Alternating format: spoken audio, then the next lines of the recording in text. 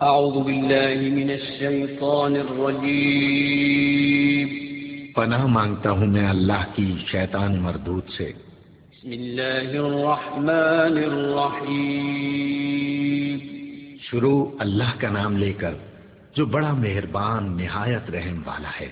سورة أنزلناها وفرضناها وأنزلنا فيها آيات بينات لعلكم تذكرون الزانية والزاني فاجلدوا كل واحد منهما 100 جلدة ولا تأخذكم بهما رأفة في دين الله إن كنتم تؤمنون بالله واليوم الآخر وليشهد عذابهما طائفة من المؤمنين۔ یہ ایک سورہ ہے جس کو ہم نے نازل کیا اور اس کے احکام کو فرض کر دیا اور اس میں صاف صاف آیتیں نازل کیں تاکہ تم یاد رکھو۔ بدکاری کرنے والی عورت اور بدکاری کرنے والا مرد جب ان کی بدکاری ثابت ہو جائے تو دونوں میں سے ہر ایک کو 100 درے مارو، اور اگر تم اللہ اور روز آخر پر ایمان رکھتے ہو تو اللہ کے قانون کو نافذ کرنے میں تمہیں ان پر ہرگز ترس نہ آئے، اور چاہیے کہ ان کی سزا کے وقت مسلمانوں کی ایک جماعت بھی موجود ہو۔ بسم الله المسلم اخو المسلم، مسلم کا بھائی لا یظلم ہو، ظلم نہ کرے، ولا یخذل اس کو رسوا نہ کرے، ولا یحقر ہو، تحقیر نہ کرے، اور آپ نے فرمایا تقوی دل میں ہوتا ہے، تقوی ہاں ہونا، ویشیر الی صدری 3 مرات، آپ نے 3 مرتبہ اپنے سینے کی طرف اشارہ کرتے ہوئے کہا التقوی ہاں ہونا۔ اگر حضرت آدم و حوا نے محمد صلی اللہ علیہ وسلم کے وسیلے سے دعا مانگی اور قبول ہوئی تو شیطان نے کس کے وسیلے سے دعا مانگی کہ قبول ہوئی؟ وسیلہ درمیان میں نہیں تھا۔ قال رب فانظرنی الی یوم یبعثون، اے میرے رب مجھے قیامت تک مہلت دے۔ یہ شیطان کی دعا ہے۔ بدبودار گارے سے ہوئے گندے، تجھے غرور زیبا دیتا ہے، تجھے تکبر زیبا دیتا ہے، تجھے اعجاب زیبا دیتا ہے، اتراہٹ تجھے زیبا دیتی ہے، اکڑ تجھے زیبا دیتی ہے، تیرا مادہ تخلیق ہی سڑا ہوا ہے، اے سڑے ہوئے وجود، تجھے فخر بخشی جائے گی، ایمان بھی باقی رہے گا، استقامت بھی اسے حاصل ہو جائے گی۔ شرط یہ ہے کہ قرآن کو اپنے سینے سے لگا لے۔ ساری خرابیوں کی جڑ تو یہی ہے کہ ہم نے قرآن کو اپنے پیٹھ کے پیچھے ڈال دیا، یہودیوں کی طرح، عیسائیوں کی طرح، کہ انہوں نے اپنی کتابوں کو اپنی پیٹھ کے پیچھے ڈال دیا ہے۔ یہ کتاب ایسی ہے کہ اسے سینے سے لگاؤ اور دنیا اور آخرت میں کامیاب ہو جاؤ۔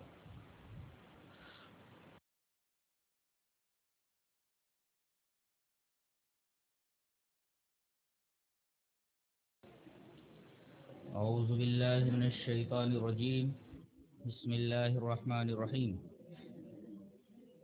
سورۃ انزلناها وفرضناها وانزلنا فیہا آیات بینات لعلکم تذکرون۔ یہ سورہ جس کی ہم تفسیر کرنے جا رہے ہیں اس کا نام سورۃ النور ہے، اور یہ سورہ مدنی ہے۔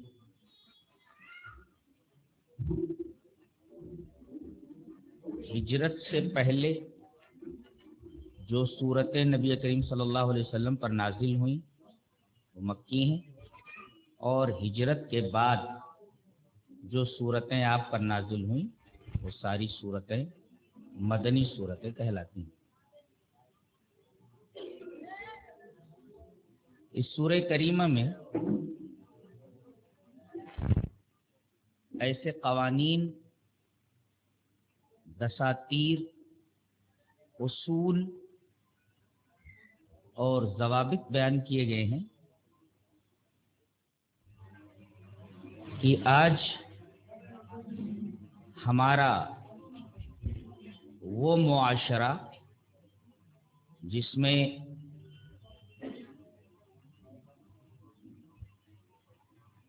کسی کا مال، کسی کی جان، کسی کی آبرو محفوظ نہیں ہے،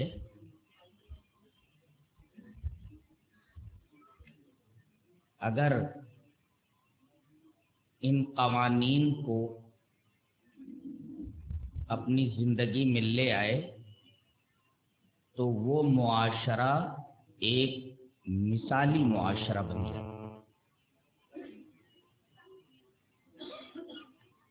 اس سورہ کریمہ کی پہلی آیت ہے سورۃ انزلناہا وفرضناہا وانزلنا فیہا آیات بینات لعلکم تذکرون۔ اس میں 3 مرتبہ اللہ تبارک و تعالی نے اپنے لیے ضمیر جمع متکلم استعمال فرمایا ہے۔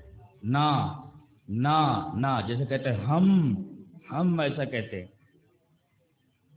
کہنے کا مطلب یہ ہے کہ یہ قوانین جس نے دیے ہیں وہ کوئی بے زور بے طاقت ہستی نہیں ہے، بلکہ وہ ہستی اتنی طاقت والی ہے کہ تمہاری قسمتیں، تمہاری زندگیاں اس کے ہاتھ میں ہیں۔ زندگی تو چھوڑیے، مرنے کے بعد بھی تم اس کی گرفت سے نہیں بچ سکتے۔ یہ 3 مرتبہ ضمیر جمع متکلم لانے کا مفاد ہے۔ دوسری چیز قابل غور یہاں یہ ہے کہ اللہ تبارک و تعالی نے فرمایا یہ جو قوانین، اصول اور ضوابط یہاں بیان کیے جا رہے ہیں یہ سفارشات نہیں ہیں کہ آدمی کی ثوابدید کے اوپر چھوڑ دیا جائے کہ چاہے تو ان قوانین پر، ان اصولوں اور ان ضوابط کے اوپر عمل کرے یا نہ کرے، ایسا نہیں ہے، بلکہ یہ سارے کے سارے قوانین، اصول اور ضوابط فرض ہیں۔ آدمی اس کے اوپر خود عمل کرے اور ان قوانین کو لاگو کرنے کی بھی کوشش کرے،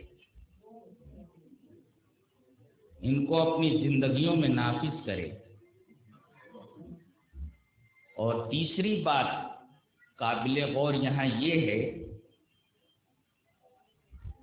کہ فرمایا گیا کہ یہ جتنے بھی اصول، ضوابط، قوانین بیان کیے گئے ہیں یہ اتنے واضح ہیں، اتنے صریح ہیں، اتنے کھلے ہوئے ہیں کہ ان میں ادنا ابہام موجود نہیں ہے کہ کوئی آدمی یہ عذر لنگ پیش کرے، عذر نامعقول پیش کرے کہ بعض قوانین اس میں الجھے ہوئے ہیں جو ہماری سمجھ میں نہیں آ رہے ہیں، بلکہ ہر اصول، ہر ضابطہ، ہر قانون انتہائی کھلا ہوا ہے، اور مقصد یہ ہے کہ آدمی اس کو اپنی زندگی اور معاشرے میں نافذ کر کے ایک اچھا انسان بنے۔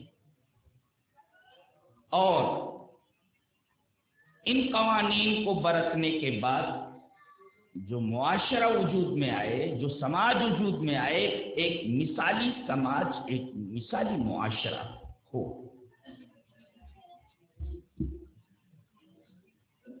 ایک اور بات یہاں ذہن میں رکھ لیں کہ پہلی آیت سے لے کر کے، اس سورہ کریمہ کی پہلی آیت سے لے کر کے 26 آیت تک، آیت نمبر 26 تک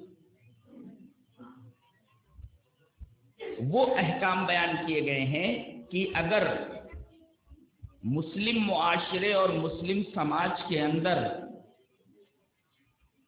برائی پیدا ہو گئی ہو، لوگوں نے برائیوں کا ارتکاب کر لیا ہو، تو اس کا تدارک کیسے کیا جائے، اور 27 نمبر آیت سے آخر تک ایسے احکام بیان کیے گئے ہیں کہ اگر ان احکام کو معاشرے اور سماج کے اندر نافذ کر دیا جائے تو سرے سے سماج میں کوئی برائی پیدا ہی نہ ہو۔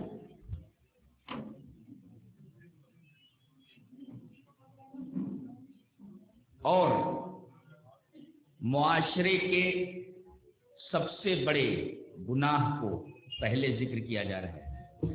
الزانیۃ والزانی فاجلدوا کل واحد منہما 100 جلدہ، کہ اگر ایک مرد اور عورت دونوں زنا کر لے تو زنا کرنے والی عورت اور زنا کرنے والے مرد کو ان میں سے ہر ایک کو 100 کوڑے لگائے جائیں۔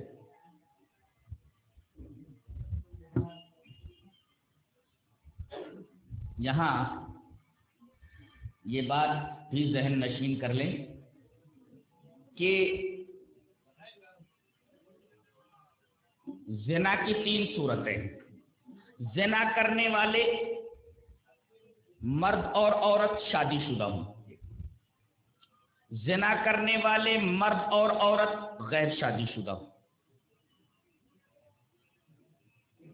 زنا کرنے والے مرد اور عورت میں کوئی ایک شادی شدہ ہو اور کوئی ایک غیر شادی شدہ ہو۔ یہ 3 قسمیں ہیں۔ حکم یہ ہے کہ اگر دونوں غیر شادی شدہ ہیں یا کوئی غیر شادی شدہ ہے تو اس کو 100 کوڑے لگائے جائیں، اور اگر شادی شدہ ہے تو اسے رجم کر دیا جائے۔ رجم کرنے کا طریقہ مردوں کے لیے الگ ہے، عورتوں کے لیے الگ ہے۔ مردوں کو کھڑا کر کے پتھر مار مار کر کے ہلاک کر دیا جائے، اور عورت کو پردے کے ساتھ رجم کیا جائے۔ پردہ کس طرح کیا جائے؟ زمین میں گڈھا کھود دیا جائے اور سینے تک اس کو گڈھے میں داخل کر دیا جائے تاکہ اس کا سینہ وغیرہ نہ دکھے، اور پتھر مار مار کر اس عورت کو ہلاک کر دیا جائے۔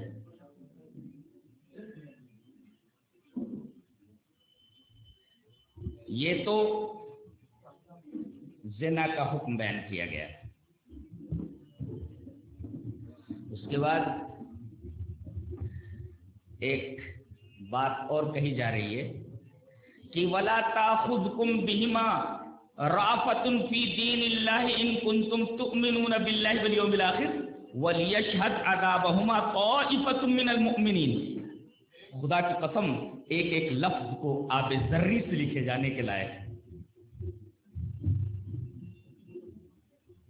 بعض لوگ کہتے ہیں کہ اسلام کی یہ سزائیں وحشیانہ سزائیں ہیں کہ کوئی آدمی چوری کرے تو اس کا ہاتھ کاٹ لیا جائے،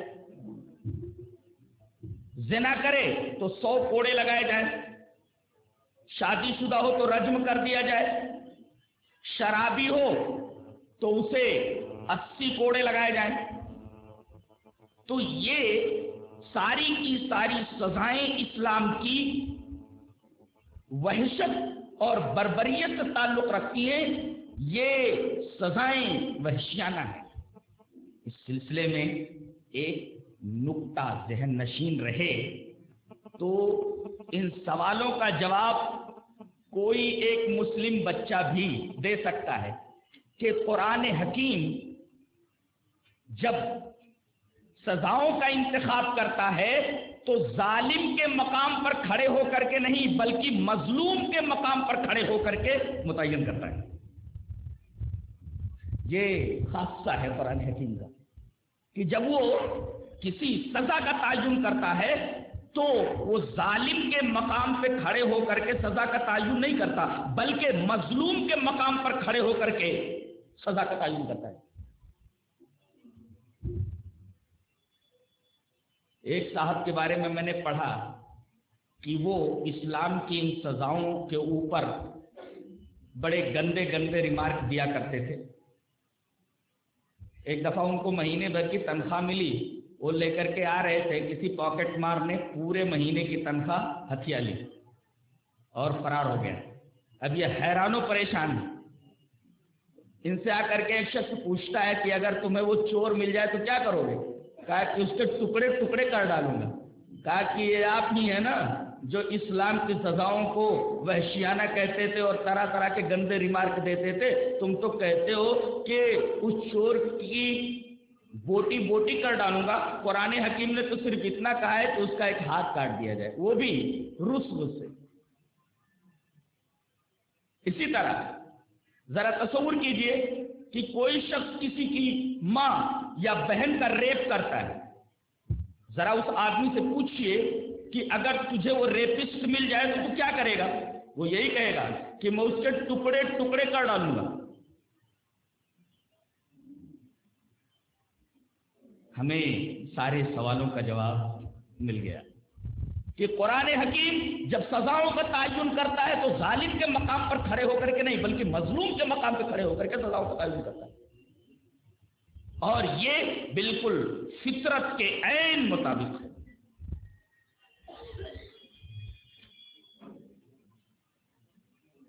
اور جہاں تک لوگ رحم کا، شفقت کا، ہمدردی کا حوالہ دیتے ہیں، فرمایا گیا کہ وَلَا تَأْخُذْكُمْ بِهِمَا رَأْفَةٌ فِي دِينِ اللَّهِ إِن كُنتُمْ تُؤْمِنُونَ بِاللَّهِ وَالْيَوْمِ الْآخِرِ. اگر تم اللہ پر اور قیامت کے دن پر ایمان رکھتے ہو تو تمہیں سزا کے نافذ کرنے میں شفقت اور رحمت نہیں دکھانی چاہیے. کیوں؟ بعض لوگ کہتے ہیں کہ ایسا کرنا رحم کے خلاف ہے. ہاتھ کاٹ دیا جائے رحم کے خلاف، پتھر مار مار کر کے ہلاک کر دیا جائے رحم کے خلاف، کوڑے لگائے جائے رحم کے خلاف. میں کہتا ہوں کہ رحم کا معنی کیا ہے پہلے یہ متعین کر لیا جائے. ایک آدمی سخت بیمار ہے، وہ کڑوی دوا پینا پسند نہیں کرتا. ایک آدمی ہے انجیکشن لگوانے سے گھبراتا ہے، تو کیا ایسا کیا جا سکتا ہے کہ چونکہ مریض کو کڑوی دوا پینا پسند نہیں ہے، انجیکشن لگوانا اس کے لیے باعث تکلیف و رنج ہے، تو کیا اسے انجیکشن نہ دیا جائے؟ کیا اسے کڑوی دوا نہ پلائی جائے؟ اگر کوئی شخص ایسا کرتا ہے تو وہ اس کے ساتھ رحم نہیں بلکہ اس کے ساتھ بے رحمی کا برتاؤ کر رہا ہے، اس لیے کہ وہ شخص ایسا کر کے اس کی زندگی داؤں پر لگانے کی کوشش کر رہا ہے. اسی وجہ سے علامہ ابن تیمیہ علیہ رحمہ نے تفسیر سورۃ النور کے اندر فرمایا کہ ان الرأفۃ والرحمۃ یحبہم اللہ ما لم تکن مضیعۃ لدین اللہ، کہ شفقت اور رحمت یہ دونوں کی دونوں چیزیں اللہ کو محبوب ہیں جب تک وہ اللہ کے دین کو ضائع کرنے والی نہ ہوں. یعنی شفقت اور رحمت یہ محمود اور اچھا عمل ہے مگر دین کے معاملے میں یہ منہی انہو ہے. ایک مخزومیہ عورت نے چوری کی، ترمذی کی روایت ہے. اب قبیلے بنو مخزوم یہ حضرت خالد ابن ولید کا قبیلہ ہے. بات ناک کی آ گئی کہ اگر اس عورت کا ہاتھ کاٹ دیا گیا تو پورے قبیلے کی ناک کاٹ دی جائے گی، ناک کٹ جائے گی. تو کیا کیا جائے؟ کسی طریقے سے عورت کا ہاتھ کاٹنے سے نبی کریم صلی اللہ علیہ وسلم کو روک دیا جائے. لیکن سفارش کریں تو کون کرے؟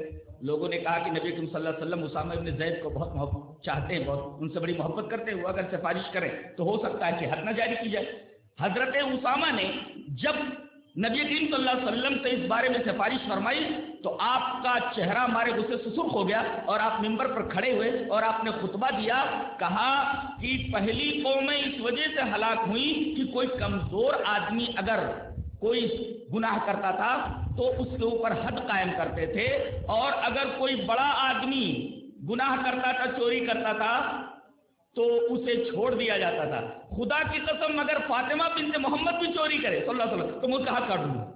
اس کا مطلب یہ ہوا کہ اللہ کی متعین کردہ جو سزا ہے اس کو نافذ کرنے میں قطعاً کوئی روح رعایت نہ کی جائے. شفقت اور رحمت اللہ کے دین کے معاملے میں درست نہیں ہے.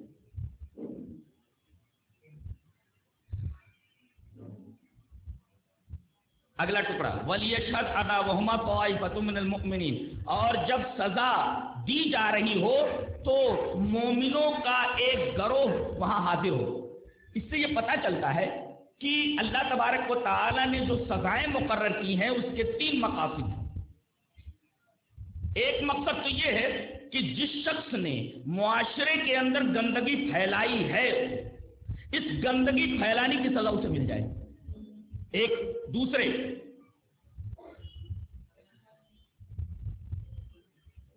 آئندہ اس جرم کا اعادہ نہ کرے، اگر وہ گناہ کرنے چلے تو 10 بار سوچے، آئندہ اس گناہ کے اعادے کے بارے میں سوچے بھی نہ، تصور بھی نہ کرے۔ اور تیسرے سزا دی جائے، لوگ حاضر رہے تاکہ اس سزا کو دیکھ کر کے دوسرے لوگ عبرت حاصل کریں۔ یہ 3 مقاصد ہوتے ہیں اسلامی قانون کے دفعات کو نافذ کرنے میں۔ یہاں زنا کرنے والے مرد، زنا کرنے والی عورت، ان میں زنا کرنے والی عورت کو پہلے لایا گیا ہے، مرد کو بعد میں لایا گیا ہے۔ اشارہ اس بات کی طرف ہے کہ اگر عورت راضی نہ ہو، عورت کا ارادہ شامل نہ ہو تو زنا کا صدور ہی نہیں ہو سکتا۔ اس وجہ سے الزانیہ کو پہلے لایا گیا ہے اور زانی کو بعد میں ذکر کیا گیا ہے۔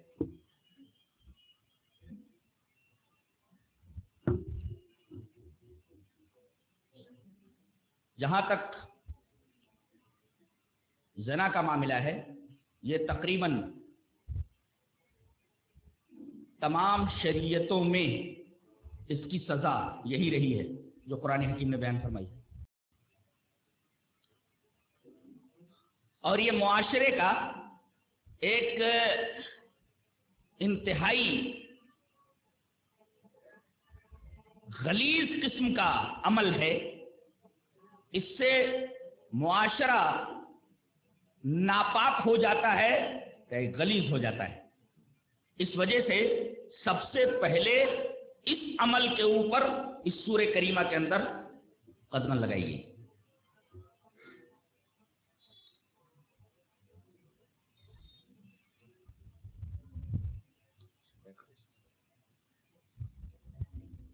اس کے بعد یہ فرمایا گیا کہ الزانی لا ينكح الا زانیة او مشرکة والزانیة لا ينكحها الا زان او مشرک وحرم ذلك على المؤمنین، کہ زنا کرنے والی عورت اور زنا کرنے والے مرد یہ تو آپس میں شادی کر سکتے ہیں، زانیہ عورت مشرک سے کر سکتی ہے۔ یہاں ایک عجیب بات بتائی گئی کہ زنا کو اور شرک کو ایک جگہ ذکر فرمایا گیا ہے۔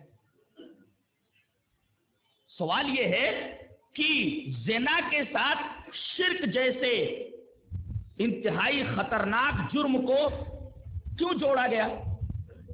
ان دونوں میں کیا مماثلت ہے؟ مماثلت یہ ہے کہ دونوں اپنی حقیقی چوکھٹ چھوڑ دیتے ہیں۔ مشرک ہوتا ہے وہ اللہ تبارک و تعالیٰ کا در چھوڑ کر کے کسی اور در پہ چلا جاتا ہے، اور عورت اپنے شوہر کا در چھوڑ کر کے کسی دوسرے در پہ چلی جاتی ہے۔ اس مماثلت کی وجہ سے کہ دونوں چونکہ اپنی چوکھٹ چھوڑ دیتے ہیں، اس وجہ سے اللہ تعالیٰ نے زنا کو شرک کے ساتھ ذکر فرمایا ہے، اس کی شناخت اور قباحت کو بیان کرنے کے لیے۔ اب ایک مسئلہ یہاں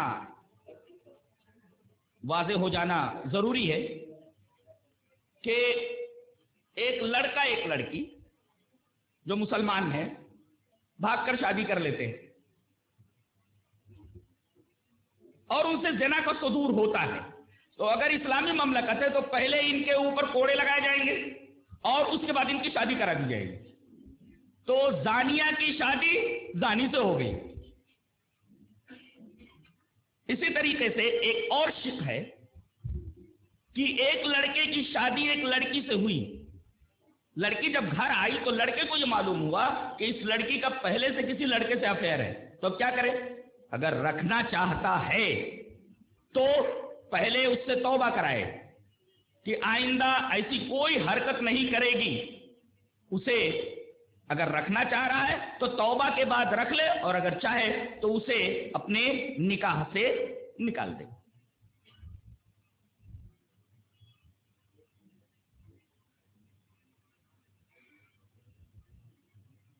زنا کے احکام کو بیان کرنے کے بعد اب ایک اور قانون بیان کیا جا رہا ہے کہ مسلم معاشرے میں کسی بھی مسلمان کو یہ حق نہیں پہنچتا کہ کسی بھولی بھالی عورت کے اوپر زنا کا الزام لگائے.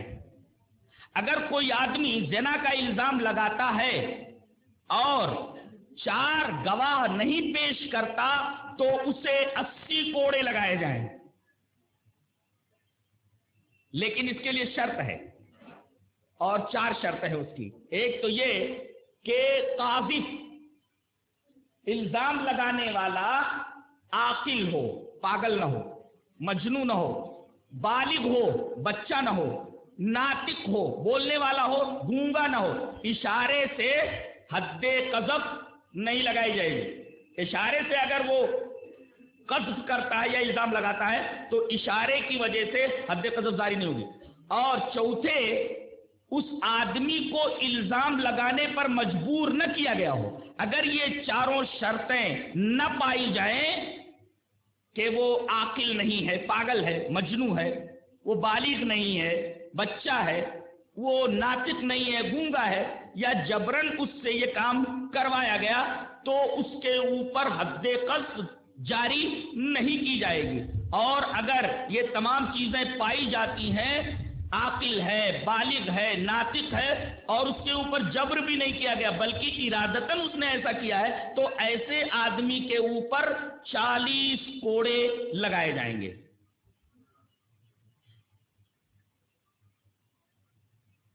تو پہلے تو یہ کہا گیا کہ جو لوگ بھولی بھالی عورتوں کے اوپر الزام لگاتے ہیں زنا کا، تو ان کو چاہیے کہ پہلے 4 گواہ لائیں. اگر 4 گواہ نہیں لا سکتے تو ان کے اوپر 80 کوڑے لگائے جائیں. ایک تو یہ سزا دی گئی، 80 کوڑے لگائے جائیں. اچھا، وَلَا تَقْبَلُوا لَهُمْ شَهَادَةً أَبَدًا، اور ان کی شہادت کبھی بھی قبول نہ کی جائے. جیسے چاند نکلا روزے کا یا عید کا، تو اب کون سے آدمی کی گواہی معتبر ہے؟ ایسے آدمی کی گواہی معتبر نہیں ہے. وَلَا تَقْبَلُوا لَهُمْ شَهَادَةً أَبَدًا، 80 کوڑے لگائے جانے کے بعد اس قاذف کی، الزام لگانے والے کی شہادت بھی قبول نہیں کی جائے گی. وَأُولَٰئِكَ هُمُ الْفَاسِقُونَ، اور یہ لوگ فاسق گردانے جائیں گے. ہاں، ایک صورت میں یہ ساری چیزیں ان کے اوپر سے ہٹ سکتی ہیں، إِلَّا الَّذِينَ تَابُوا مِن بَعْدِ ذَلِكَ، اس کے بعد اگر وہ توبہ کر لیتے ہیں، وَأَصْلَحُوا، اور اپنی اصلاح کر لیتے ہیں، فَإِنَّ اللَّهَ غَفُورٌ رَحِيمٌ، تو اللہ تبارک و تعالی مغفرت کرنے والا اور رحم کرنے والا ہے. یہ سماج میں ایک اور برائی کا تدارک کیا گیا کہ کسی کو یہ جرات نہیں ہونی چاہیے کہ کسی عورت کے اوپر الزام لگائے. اگر الزام لگاتا ہے تو اس کے اوپر حد قذف لگائی جائے، اور وہ 80 کوڑے.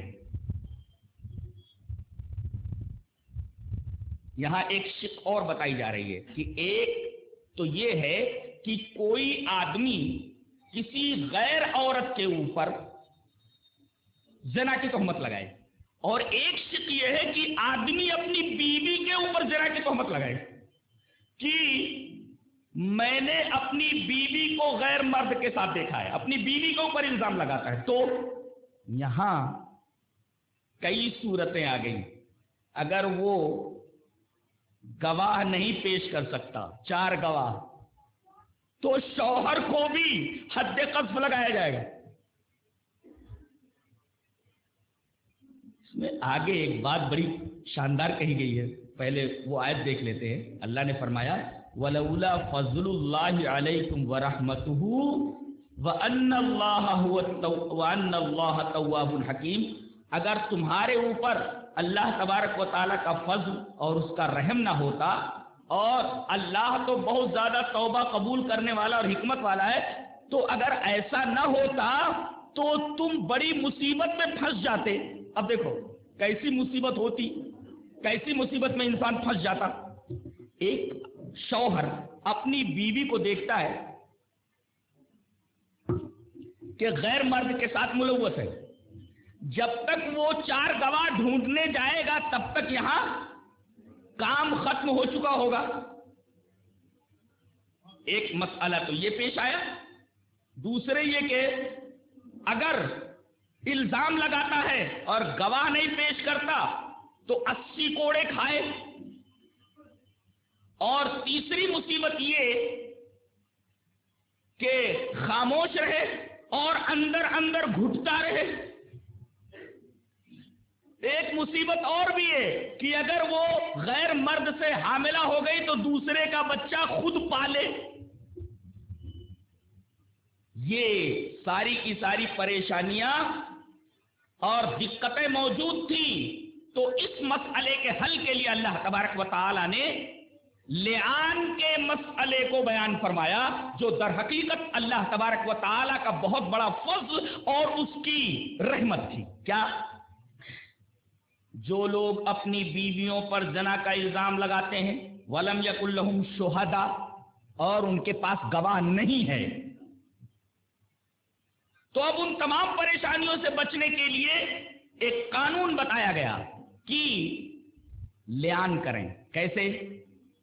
لوگ بیٹھیں، پنچ بیٹھیں، اور مرد 4 مرتبہ یہ قسم کھائے کہ فَشَهَادَةُ أَحَدِهِمْ 4 شَهَادَاتٍ بِاللَّهِ إِنَّهُ لَمِنَ الصَّادِقِينَ، کہ خدا کی قسم میں اپنی بیوی کے اوپر زنا کا الزام لگانے میں صادق ہوں، سچا ہوں۔ 4 مرتبہ ایسا کہے گا، میں اللہ کی قسم کھا کر کے کہتا ہوں کہ میں اپنی بیوی کے اوپر زنا کا الزام لگانے میں سچا ہوں، سچا ہوں، سچا ہوں، سچا ہوں، 4 مرتبہ کہے گا۔ اور 5ویں بار یہ کہے گا کہ اگر وہ اپنی بیوی کے اوپر زنا کے اس الزام میں جھوٹا ہے تو اس کے اوپر اللہ کی لعنت ہو۔ تو 4 مرتبہ قسم کھا کر کے بولے گا ایسا، اور 5ویں مرتبہ یہ کہے گا کہ اگر وہ جھوٹا ہے الزام لگانے میں تو اس کے اوپر اللہ کی لعنت ہو۔ اور عورت سے بھی یہی کہا جائے گا، کیا؟ کہ تو یہ کہے کہ میرے شوہر نے میرے اوپر جو الزام لگایا ہے اس میں وہ اللہ کی قسم جھوٹا ہے، اللہ کی قسم جھوٹا ہے، اللہ کی قسم جھوٹا، اللہ کی قسم، 4 مرتبہ۔ اور 5ویں مرتبہ یہ کہے گی اگر وہ میرے اوپر یہ الزام لگانے میں سچا ہے تو میرے اوپر اللہ کی لعنت نہیں، اللہ کا غضب نازل ہو۔ یہ مردوں کے لیے 5ویں مرتبہ اللہ کی لعنت، اور عورت سے یہ کہا گیا کہ وہ 5ویں مرتبہ کہے کہ اللہ کا غضب۔ اس سے یہ پتہ چلتا ہے کہ عورت فطری طور پر اللہ تبارک و تعالیٰ سے مردوں کے مقابلے میں زیادہ ڈرتی ہے، اور یہی وجہ ہے کہ آپ دیکھیں گے کہ عبادات کے معاملے میں عورتیں مردوں سے بڑھی ہوئی ہیں، اور وہ خاص طور سے اللہ تبارک و تعالیٰ کے غضب سے بہت ڈرتی ہیں۔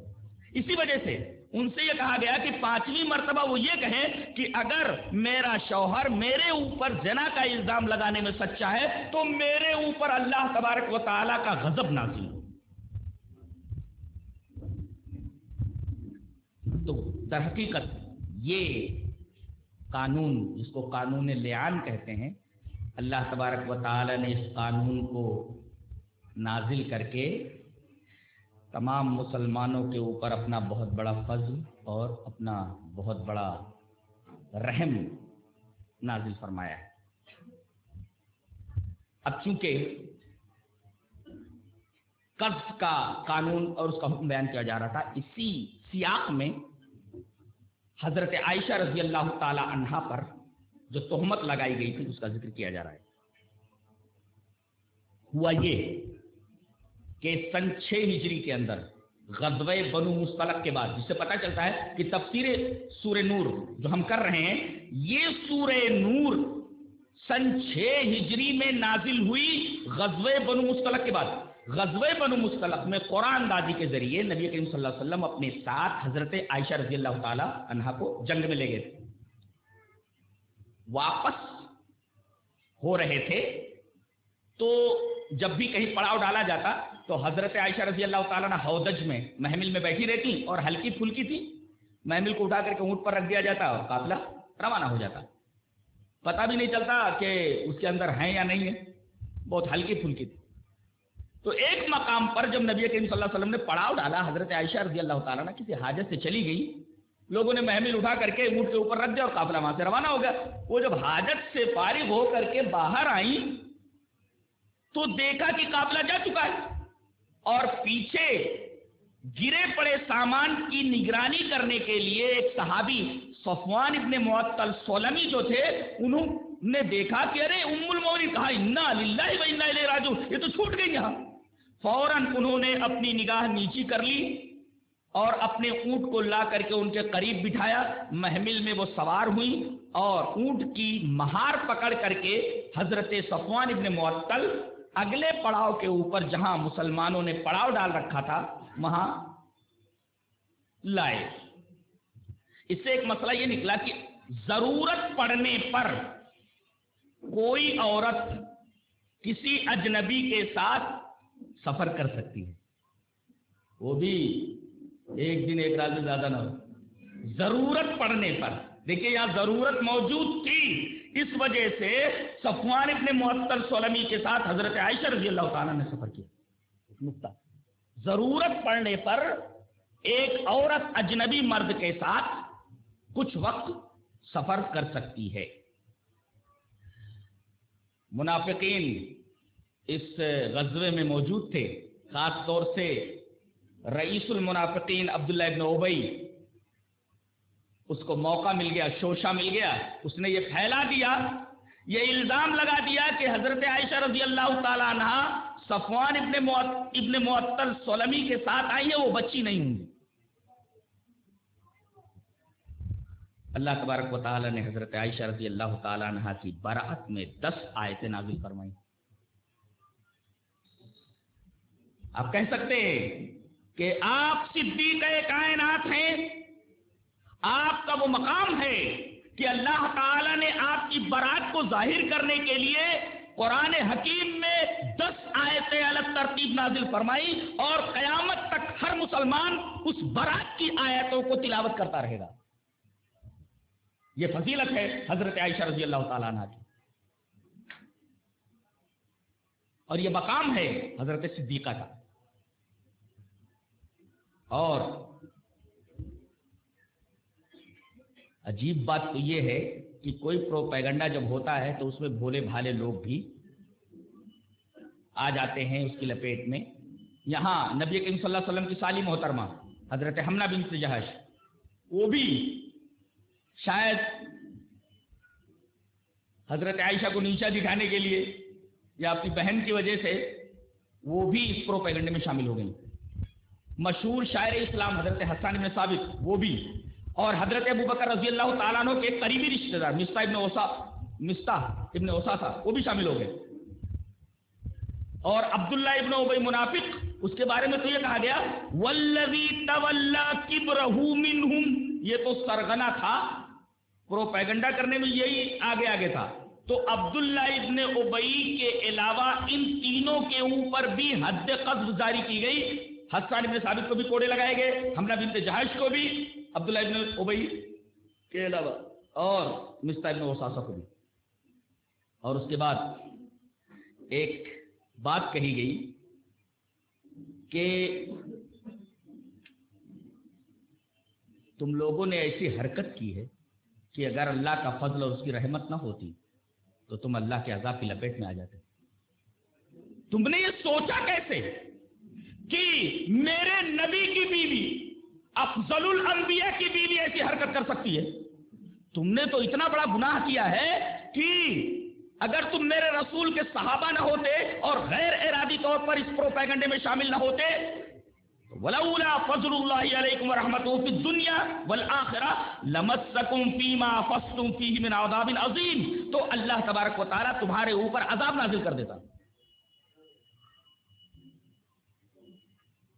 اس کو تم معمولی سمجھ رہے تھے، وَتَحْسَبُونَهُ هَيِّنًا وَهُوَ عِندَ اللَّهِ عَظِيمٌ، یہ تو اللہ تبارک و تعالیٰ کے نزدیک بہت بڑی بات تھی جس کو تم ہلکا سمجھ رہے تھے۔ اور درمیان میں ایک قانون دیا گیا کہ لولا اذ سمعتموه ظن المؤمنون والمؤمنات بانفسهم خيرا وقالوا هذا افك مبين، ارے تم لوگوں نے سنتے ہی یہ کیوں نہیں کہہ دیا کہ یہ کھلا ہوا بہتان ہے، یہ کھلی ہوئی افترا ہے، نبی کی بیوی ایسی حرکت نہیں کر سکتی۔ ایک قانون ملا کہ معاشرے میں ایک مومن کو دوسرے مومن سے حسن ظن رکھنا چاہیے، اچھا گمان رکھنا چاہیے، تا کہ بدگمانی کی کوئی وجہ دلیل قوی اس کے سامنے نہ آ جائے، تب تک ایک مومن دوسرے مومن سے خوش گمان رہے، بدگمان نہ ہو۔ ہر مومن دوسرے مومن سے اچھا گمان رکھے تا کہ دلیل قوی آ جائے اس کی بدگمانی کے لیے۔ ہر مومن دوسرے مومن سے اچھا گمان رکھے، ایک قانون بھی بتا دیا گیا۔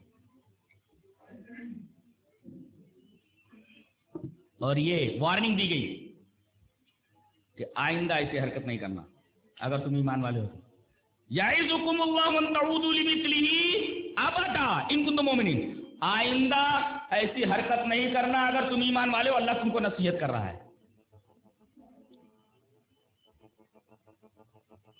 اس کے بعد ایک اور قانون بتایا جا رہا ہے، آپ لوگ بہت ہی غور سے قانون کی ایک ایک شق کو ذہن نشین کریں، قانون کی ایک ایک دھارا کو ذہن میں بٹھائیں۔ ان الذين يحبون ان تشيع الفاحشة في الذين آمنوا لهم عذاب أليم في الدنيا والآخرة والله يعلم وانتم لا تعلمون۔ فاحش کہتے ہیں کہ انسان کی جنسی کجروی اور جنسی بے اعتدالی کے نتیجے میں جو گناہ ہو اس کو فاحشہ کہتے ہیں، جیسے زنا ہے، یہ جنسی بے اعتدالی کے نتیجے میں ظہور پذیر ہوتا ہے۔ فاحشہ کس کو بولتے ہیں؟ جنسی کجروی، جنسی بے اعتدالی کے نتیجے میں ظاہر ہونے والا گناہ فاحشہ کہا جاتا ہے، جیسے زنا۔ کہا گیا کہ ہر فحش چیز جو انسان کے جنس کو ہیجان میں مبتلا کرتی ہو، اس کے جنسی جذبات کو ابھارتی ہو، مہیج جذبات ہو، وہ ساری چیزیں فاحشہ کے دائرے میں آ جاتی ہیں۔ مثلا بلو فلمیں، مخرب اخلاق لٹریچرز، ننگی تصویریں، گندی فلمیں، یہ ساری کی ساری چیزیں فاحشہ کے دائرے میں آ جاتی۔ اور ایمان والوں کے معاشرے میں یہ ساری چیزیں پھیلانا تو درکنار، اگر کوئی آدمی پھیلانا پسند کرتا ہے، پھیلاتا نہیں زبان سے یا عمل سے، صرف پسند کرتا ہے، خاموش رہتا ہے، اسے اچھا لگتا ہے، اس کے لیے بھی دنیا میں اور آخرت میں دردناک عذاب ہے۔ ایک ہے زبان سے جنسی ہیجان پیدا کرنے والی باتوں کو بیان کرنا، عمل سے ایسی حرکت کرنا، ایسے لوگوں کے لیے دنیا اور آخرت میں تو عذاب علیم ہے ہی۔ جو آدمی کہتا نہیں، کرتا نہیں بلکہ پسند کرتا ہے، اس کے لیے بھی دنیا میں عذاب علیم۔ ہم لوگ کیا کرتے ہیں؟ کوئی فلم دیکھتے ہیں، دیکھنا بھی در حقیقت پسند کرنے کے مرادف ہے۔ پسند ہی تو کر رہے ہیں، اگر پسند نہیں کر رہے تو دیکھتے کیوں ہیں؟ اگر آپ پسند نہیں کر رہے تو دیکھتے کیوں ہیں؟ اس کا مطلب آپ پسند کر رہے ہیں، آپ کر نہیں رہے جو ہیرو کر رہا ہے، جو ہیروئن کر رہی ہے۔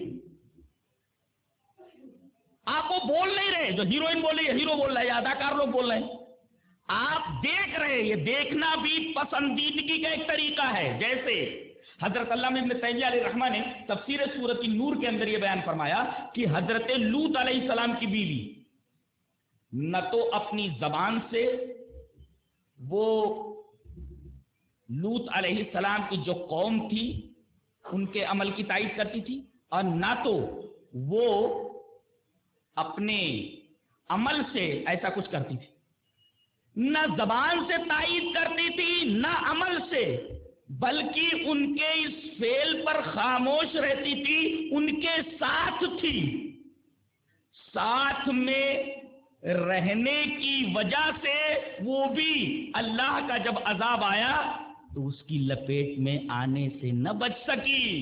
تو جو لوگ حقیقت میں وہ عمل کرنے والے تھے قولن یا فعلن، وہ تو اللہ کے عذاب کی لپیٹ میں آئے ہی، یہ بیوی بھی حضرت لوط کی جو قولن اور فعلن ان کے اس معاملے میں شامل نہیں تھی، اللہ کے عذاب کی لپیٹ میں آ گئی۔ در حقیقت اس کا یہ خاموش رہنا قوم لوط کے فعل پر ایک طریقے کی پسندیدگی کا اظہار تھا، اس پسندیدگی کے اظہار کی وجہ سے اللہ تبارک و تعالیٰ کے عذاب کی لپیٹ میں وہ بھی آ گئی۔ ایک نقطہ یہ بھی نکلا کہ جو بھی لوگ ایسے ہیں جو جنسی کجروی میں مبتلا ہیں،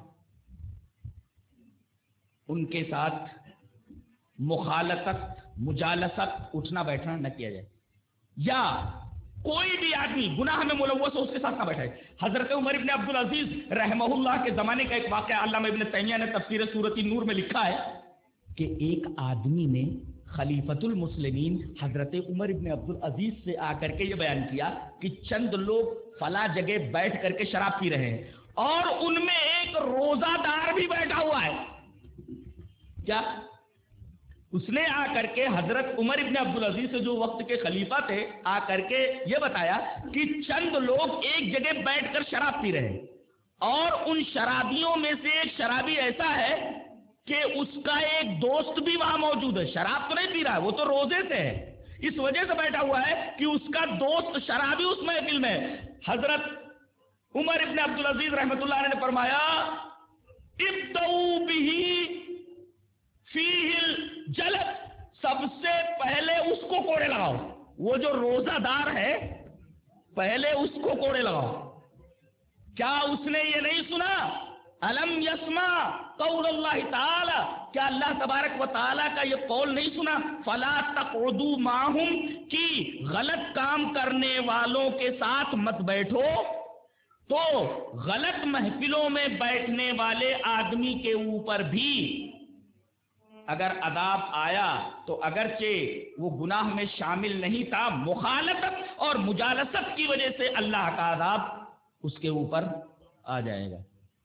یعنی قرآن، اسلام، نبی کریم صلی اللہ علیہ وسلم کی احادیث در حقیقت یہ چاہتی ہیں کہ معاشرے کے اندر اس طریقے کی کوئی غلاظت کسی بھی ناحیے سے داخل نہ ہو۔ نصر ابن حجاج حضرت عمر کے زمانے میں بہت ہی خوبصورت آدمی تھا اور شاعر تھا۔ حضرت عمر کو یہ معلوم ہوا کہ نصر ابن حجاج انہ سمع تشبیب النساء بھی، کہ وہ عورتوں کے بارے میں عشقیہ غزلیں کہتا ہے۔ یہاں کچھ لوگ شاعر موجود ہوں گے، تو نصر ابن حجاج شاعر تھا، غزلیں کہتا تھا، اس میں عورتوں کی تعریف بیان کرتا تھا اور ان کے بارے میں عشقیہ اشعار کہتا تھا۔ حضرت عمر رضی اللہ تعالی عنہ نے اس کی تعزیر فرمائی، اس کو مدینہ سے نکلوا دیا اور ان ہجڑوں کو بھی مدینہ سے باہر کروا دیا۔ وہ ضرورت کے وقت ہی بازار میں آ سکتے تھے ضرورت کی چیزیں لینے کے لیے، ورنہ ممانعت اس درجہ تھی کہ کسی بھی ہجڑے کو کسی بھی مسلمان گھر میں آنے کی اجازت نہیں تھی۔ اب فاحشہ کے ضمن میں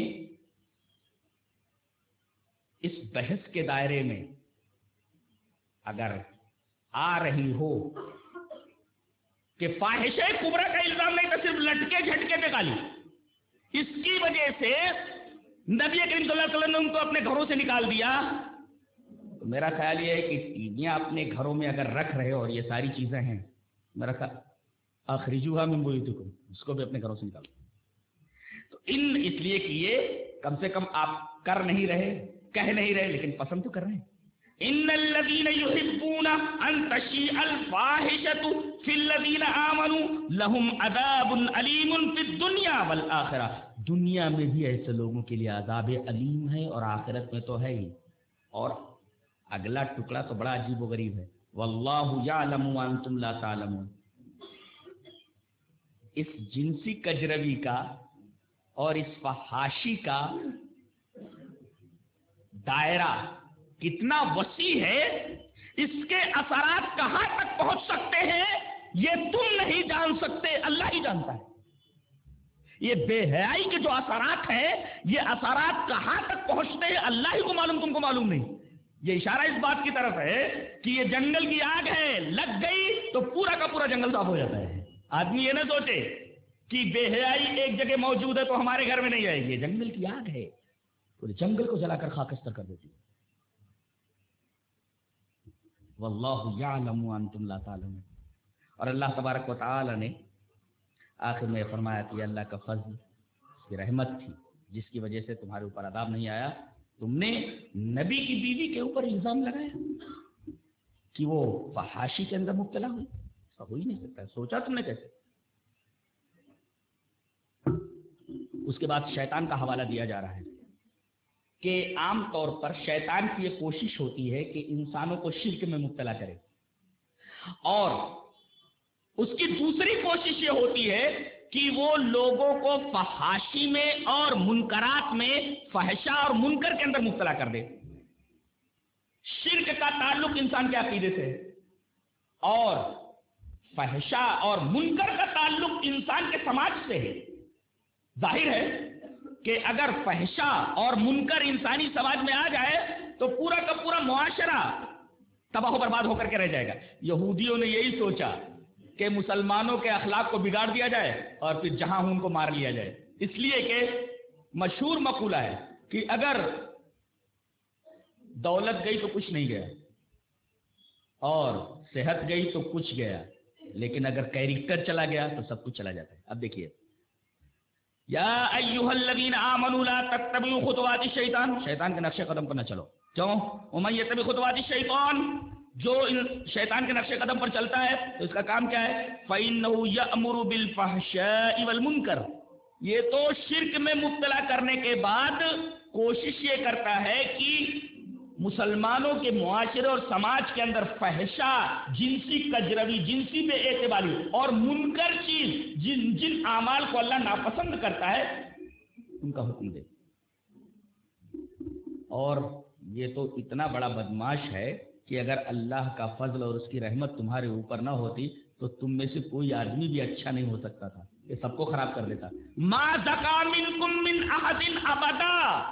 تم میں سے کوئی پاک ہو ہی نہیں سکتا تھا، سب کو یہ گندگی میں مبتلا کر دیتا. یہ اتنا خطرناک ہے شیطان.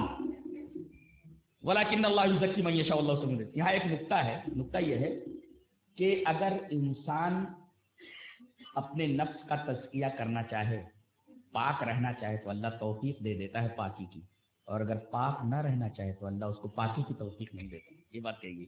ما زکا منکم من احد ابدا ولکن اللہ یزکی من یشاء. اگر آدمی یہ ارادہ کر لے کہ مجھے پاک رہنا ہے، معاشرے میں پاک رہنا ہے، تو اللہ تبارک و تعالی اس کو توفیق دے دیتا ہے کہ وہ پاک رہے. آگے ایک بات بتائی جا رہی ہے کہ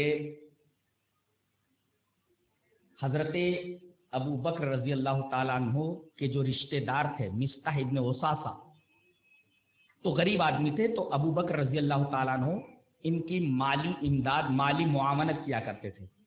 اب چونکہ اس پروپیگنڈے میں یہ بھی شامل تھے اور ان کے اوپر حد قذف لگائی گئی تھی. انہوں نے قسم کھا لی کہ اس کو میں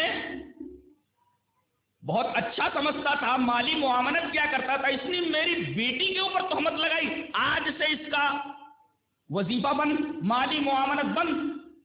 اللہ تبارک و تعالیٰ نے یہ آیت نازل فرمائی وَلَا يَأْتَلِ أُولُو الْفَضْلِ مِنْكُمْ وَالسَّعَةِ أَنْ يُؤْتُوا أُولِي الْقُرْبَى وَالْمَسَاكِينِ وَالْمُهَاجِرِينَ فِي سَبِيلِ اللَّهِ وَلْيَعْفُوا وَلْيَصْفَحُوا أَلَا تُحِبُّونَ أَنْ يَغْفِرَ اللَّهُ لَكُمْ وَاللَّهُ غَفُورٌ رَحِيمٌ. اللہ تبارک و تعالیٰ نے بڑے پیارے انداز میں سمجھایا کہ بھائی غلطی ہو گئی، بات سے غلطی ہو گئی، تو تمہیں قسم نہیں کھانا چاہیے، قسم نہیں کھانا چاہیے، بلکہ مالی امداد جاری کر دو۔ یہ غلطی ہو گئی ان سے، مالی امداد پھر سے جاری کر دو۔ کیا تم یہ پسند نہیں کرتے کہ اللہ تمہیں معاف کر دے؟ حضرت ابو بکر نے فرمایا خدا کی قسم انا نحب ان تغفر لنا یا ربنا، اے ہمارے رب ہم یہ چاہتے ہیں کہ تو ہمیں بخش دے، اور تو نے یہ کہا ہے کہ مصطح ابن اساسہ کی مالی معاونت میں پھر سے کرنے لگوں، ان کو معاف کر دوں، اور تو یہ کہہ رہا ہے کیا تم یہ نہیں چاہتے کہ اللہ تمہیں معاف کر دے؟ تو اے اللہ ہم تیری مغفرت چاہتے ہیں، تو ہمیں بخش دے۔ آج سے مصطح ابن اساسہ کا وظیفہ پہلے کی طرح جاری ہو جائے گا۔ اس کے بعد بیچ میں ایک بات اور کہی گئی کہ دنیا اور آخرت میں ایسے لوگوں کے لیے لعنت ہے جو بھولی بھالی عورتوں کے اوپر تہمت لگاتے ہیں زنا کی، اور ان کے لیے عذاب عظیم ہے۔ اب چونکہ یہاں قیامت کا تذکرہ آ گیا آخرت کا، تو یہ فرمایا گیا یوم تشہد علیہم السنتہم وایدیہم وارجلہم بما کانوا یعملون۔ فرمایا گیا یہاں تو ایسا ہے کہ آدمی اگر کوئی گناہ کرتا ہے تو اس کے ہاتھ، اس کے پیر، اس کی زبان، یہ ہاتھ اور پیر کا جہاں تک معاملہ ہے یہ گواہی نہیں دیتے۔ قیامت کے دن ایسا ہوگا کہ یہ گواہی دیں گے۔ اس کا مطلب یہ ہوا کہ دنیا میں یہ زبان، یہ ہاتھ اور یہ پیر دل کے ارادے کے تابع ہوتے ہیں، لیکن قیامت میں بالکل اس کا الٹا ہو جائے گا، اس حقیقت کے تابع ہوں گے جو حقیقت اب ثابت ہو چکی ہے کہ انسان جو کچھ کرتا ہے بالکل ہاتھ اس کا گواہ ہوتا ہے، زبان اس کی گواہ ہے، پیر اس کے گواہ ہے، اور کل قیامت کے دن اگر انسان نے کچھ غلط سلط بولنے کی کوشش کی تو ہاتھوں کو حکم دیا جائے گا کہ وہ گواہی دے، پیروں کو حکم دیا جائے گا کہ وہ گواہی دے۔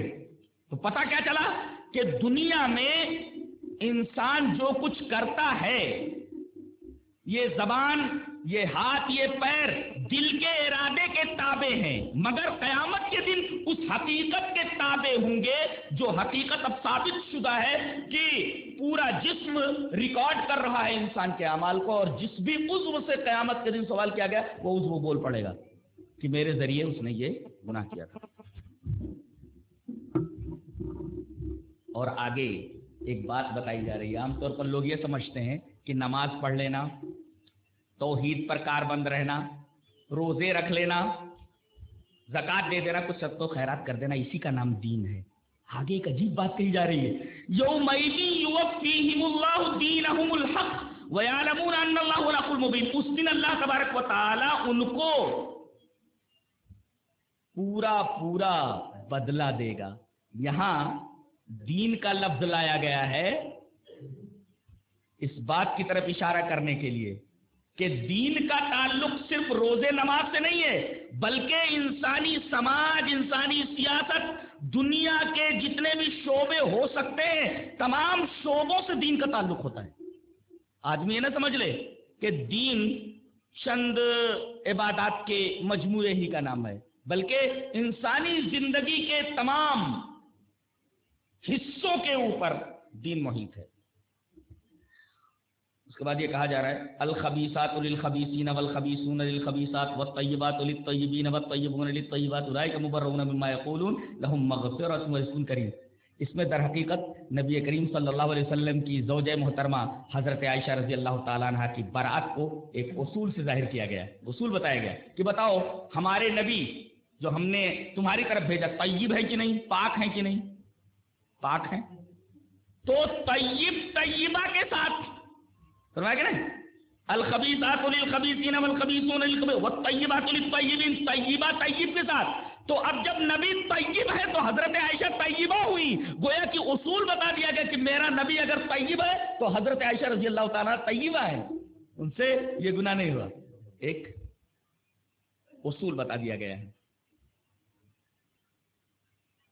اور یہاں مسلم معاشرے کے اندر پھیلی ہوئی ایک گندگی کے اوپر نقد کیا گیا ہے کہ عام طور پر یہ دیکھا جاتا ہے کہ لڑکی خوبصورت ہو، مالدار ہو، اور شادی کر لی جائے تو کیسی بھی اخلاق رکھنے والی ہو. اسی طریقے سے لڑکا کتنا ہی بد اخلاق کیوں نہ ہو، بے نمازی ہو، روزے دار ہو، زانی ہو، شرابی ہو، مالدار ہے تو اسے لڑکی دے دی جائے، قطعاً درست نہیں ہے. یہ قول ہے کہ من زوج کریمتن فقد قطع رحمہا، جس آدمی نے اپنی نیک لڑکی کو کسی بدکار کے عقد میں دے دیا تو اس نے قطع رحم کیا، اس نے رشتہ داری کو کاٹا. اور آج لوگ اس رشتہ داری کو کاٹنے میں پیش ہیں کہ اپنی نیک بچیوں کو شرابی کبابی مالدار سمجھ کر کے اس کے نکاح میں دے دیا کرتے ہیں. ایک طیبہ کو ایک طیب ہی کے عقد میں دینا چاہیے، اس لیے کہ خبیث اور خبیثہ کا جوڑ ہے، طیب طیبہ کا جوڑ. ایک خبیث کا ایک طیب کے ساتھ، ایک طیبہ کا ایک خبیث کے ساتھ جوڑ نہیں لگ سکتا. اسی آیت سے بعض لوگوں نے استدلال کیا ہے کہ اگر سود کا پیسہ ہے تو وہ رشوت میں دیا جا سکتا ہے، اس لیے کہ خبیث چیز ہے، خبیث چیز میں دی جا سکتی ہے. بعض لوگوں نے ایسا کہا ہے. تو الخبیثات للخبیثین والخبیثون، خبیث چیز خبیث میں گئی. یہ رشوت بھی خبیث ہے، سود بھی خبیث ہے، تو سود کا پیسہ رشوت میں. تو الخبیثات للخبیثین، خبیث خبیث کے لیے، والخبیثون للخبیثات والطیبات للطیبین والطیبون للطیبات اولئک مبرؤون مما یقول لهم مغفرۃ ورزق کریم. جو کچھ کہا گیا حضرت عائشہ کے بارے میں، نبی کریم صلی اللہ علیہ وسلم کے بارے میں، ان تمام چیزوں سے لوگ مبرہ ہیں.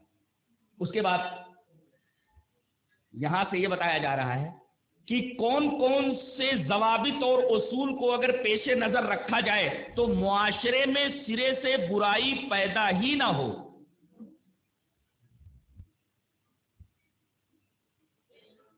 پہلا قاعدہ یہ، پہلے زمانے جاہلیت کے اندر یہ دستور تھا کہ کوئی رشتہ دار کسی رشتہ دار کے گھر جاتا یا دوست کسی دوست کے گھر جاتا تو اگر صبح میں جاتا تو صباح الخیر کہتے ہوئے دھڑ دھڑاتا گھر میں چلا جاتا بغیر اجازت لیے ہوئے، اور اگر شام میں جاتا تو مساء الخیر کہتے ہوئے دھڑ دھڑاتا ہوا گھر میں گھس جاتا. اس طرح انسان کی پرائیویسی متاثر ہوتی تھی اور اس سے طرح طرح کے خطرات اور مفاسد پیدا ہو سکتے تھے.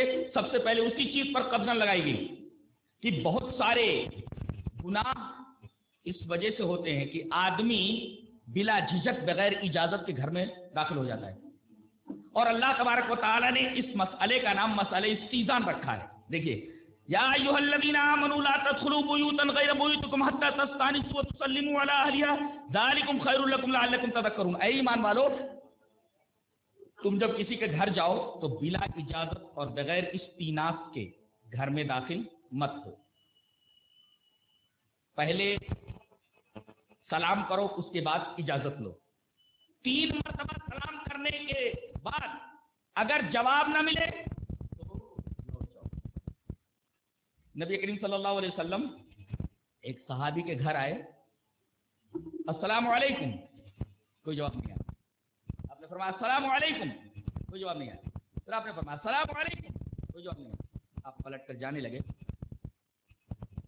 صحابی نے دروازہ کھولا، لپٹ گئے. کہا کہ تو گھر میں تھا؟ اللہ کے رسول گھر میں تھا. جواب کیوں نہیں دے رہا تھا؟ کہا کہ اللہ کے رسول آپ السلام علیکم کہہ رہے تھے، گھر والوں کے لیے دعا دے رہے تھے، سلامتی ہو تم لوگوں کے اوپر. میں چاہتا تھا کہ آپ کی زبان مبارک سے گھر والوں کے لیے جتنی دعا نکل جائے اتنا ہم لوگوں کے لیے باعث خیر و باعث برکت ہو. میں آپ کے ہر السلام علیکم کے اوپر آمین بول رہا تھا. اس سے پتہ یہ چلا کہ السلام علیکم در حقیقت ایک دعا ہے. اس کو لوگ کہاں لے جا کر کے فٹ کر لیتے ہیں کہ ایسا اگر کہہ دیا جائے تو وہ زندہ ہے، سلام پہنچتا ہے، ایسا ہے ویسا ہے. یہاں در حقیقت السلام علیکم کا مطلب یہ ہوا کہ سلامتی ہو تمہارے اوپر، یہ دعا ہے. اندر بیٹھ کر کے صحابی اس کے اوپر آمین کہہ رہے تھے. یہ در حقیقت ایک دعا ہے، سلامتی ہو تمہارے اوپر، تمہارے بچے کے اوپر، تمہاری بیوی کے اوپر، تمہارے اوپر، تمہارے گھر کے اوپر، تمہارے مال کے اوپر، ساری چیزوں کے اوپر سلامتی. کا مطلب یہ ہوا استیذان کا طریقہ یہ ہے کہ بغیر اجازت کے گھر میں داخل مت ہو. پہلے السلام علیکم کہو 3 مرتبہ. 3 مرتبہ اگر سلام کرنے کے بعد گھر والا اجازت نہیں دیتا تو پلٹ جاؤ، پلٹ کر چلے جاؤ. حضرت عمر رضی اللہ تعالیٰ عنہ، ابو داؤد شریف کی روایت ہے کہ جب نبی کریم صلی اللہ علیہ وسلم کے گھر آتے، آپ کی بیٹی دی ہوئی تھی نا حضرت حفصہ، حضرت حفصہ سسر ہے نبی کریم صلی اللہ علیہ وسلم کے، حضرت ابوبکر بھی اور حضرت عمر بھی، 2 داماد ہیں 2 سسر ہیں، چاروں خلفاء میں۔ تو حضرت عمر رضی اللہ تعالیٰ عنہ جب نبی کریم صلی اللہ علیہ وسلم کے گھر آتے تو کہتے السلام علیک یا رسول اللہ ایدخل عمر، السلام علیک یا رسول اللہ ایدخل عمر، پہلے سلام کرتے کہ اللہ کے رسول آپ پر سلام ہو، اور اس کے بعد یہ کہتے ایدخل عمر، کیا عمر داخل ہو سکتا ہے؟ ایک شخص نبی کریم صلی اللہ علیہ وسلم کے گھر پہ آیا، بولا علی جو اندر گھساؤں، کیا بولا؟ علی جو اندر گھساؤں، تو نبی کریم صلی اللہ علیہ وسلم نے اپنی باندی روزہ سے کہا، اپنی باندی کا نام تھا روزہ، آپ نے اس سے کہا کہ جا کر کے اس آدمی کو استیزان کا طریقہ سکھاؤ، اسے اجازت لینے کے آداب معلوم نہیں ہے، وہ بدوی ہے، اس کو کچھ معلومات نہیں ہے، جاؤ اس کو بتاؤ کہ کس طریقے سے اجازت لی جاتی ہے۔ ایسے نہیں کہا جاتا علی جو کیا میں گھس جاؤں، اجازت کا طریقہ جو ہے اس کو جا کر کے بتاؤ۔ ایک صاحب آئے نبی کریم صلی اللہ علیہ وسلم کے گھر پہ، نبی کریم صلی اللہ علیہ وسلم نے اندر سے فرمایا کون؟ کہا کہ میں کون؟ اس کا مطلب یہ ہوا کہ آدمی اندر سے پوچھے جانے پر میں نہ بولے، بلکہ یہ کہے کہ میرا نام یہ ہے، اپنا نام بتائے، یہ استیزان کا ایک طریقہ ہے۔ اور استیزان کا ایک طریقہ یہ ہے کہ نبی کریم صلی اللہ علیہ وسلم جب بھی کسی کے گھر جاتے تو گھر کے دروازے کے سامنے نہیں کھڑے ہوتے، یا تو دائیں کھڑے ہوتے یا بائیں کھڑے ہوتے۔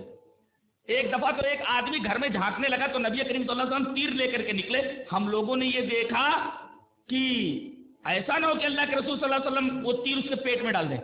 نبی کریم صلی اللہ علیہ وسلم نے ایک دفعہ اور فرمایا کہ اگر کوئی آدمی کسی کے گھر میں جھانکے تو اس کی آنکھ پھوڑ دو، اس پر تاوان نہیں ہے۔ تو استیزان کے یہ تمام طریقے بتائے گئے تاکہ انسان کی پرائیویسی متاثر نہ ہو۔ پتہ نہیں صاحب خانہ کی بیوی اس کی بیٹی کس حالت میں ہے اور آپ بغیر اجازت گھر میں داخل ہو رہے ہیں، اس سے فحشہ کے پھیلنے کا اندیشہ تھا، لہذا اس بات پر قدغن لگائی گئی۔ فرمایا گیا اے ایمان والو تم ایسے گھروں میں داخل نہ ہو جو تمہارا گھر نہیں ہے جب تک کہ اجازت نہ لے لو اور سلام نہ کر لو، یہ تمہارے لیے بہتر ہے، شاید تم نصیحت حاصل کرو۔ اگر اس میں کوئی نہ ملے فَإِن لَّمْ تَجِدُوا فِيهَا أَحَدًا فَلَا تَدْخُلُوهَا حَتَّىٰ يُؤْذَنَ لَكُمْ، بغیر اجازت اندر مت جاؤ۔ وَإِن قِيلَ لَكُمْ فَارْجِعُوا، اگر کہا جائے جاؤ چلے جاؤ، واپس چلے جاؤ، اللہ اٹھ جاؤ، ہوا اس کا لکم تمہارے لیے بہتر ہے، اور اللہ ان تمام چیزوں کو جانتا ہے جو تم کرتے ہو۔ ہاں کچھ گھر ایسے ہوتے ہیں جن میں اجازت لینے کی ضرورت نہیں ہے، جیسے سرائے ہے، اور اسی طریقے سے ایسا گھر جو آباد نہیں ہے، غیر مسکونہ، اس میں آدمی رہتے نہیں ہیں، اس میں گھاس وغیرہ ہے، فیہا متاع لکم، تمہارے فائدے کی کوئی چیز ہے، اس گھر میں کوئی رہتا نہیں، دیواریں وغیرہ گری ہوئی ہیں، تو اس گھر میں اگر گھاس وغیرہ ہے یا کوئی چیز ہے، فیہا متاع لکم، تمہارے فائدے کی کوئی چیز ہے، اور اس میں کوئی رہتا نہیں، تو غیر مسکون گھر کے اندر جس کے اندر کوئی رہتا نہیں اور آپ کو معلوم ہے اس گھر میں اگر کوئی فائدے کی چیز ہے، گھاس وغیرہ، تو بلا اجازت اس گھر میں داخل ہو کر کے وہ چیز حاصل کر سکتے ہو، کوئی قانون بتایا گیا۔ لیس علیکم جناح ان تدخلوا بیوتا غیر مسکونۃ فیہا متاع لکم واللہ یعلم ما تبدون وما تکتمون، غیر مسکون گھر کے اندر جا سکتے ہو۔ اس کے بعد مومن مردوں اور مومن عورتوں کے لیے قانون دیا جا رہا ہے۔ مومن مردوں سے کہہ دیجئے کہ وہ اپنی نگاہیں نیچی رکھیں، نقطہ یاد رہے کہ نظر ہی در حقیقت یہ زنا کی بنیاد ہے۔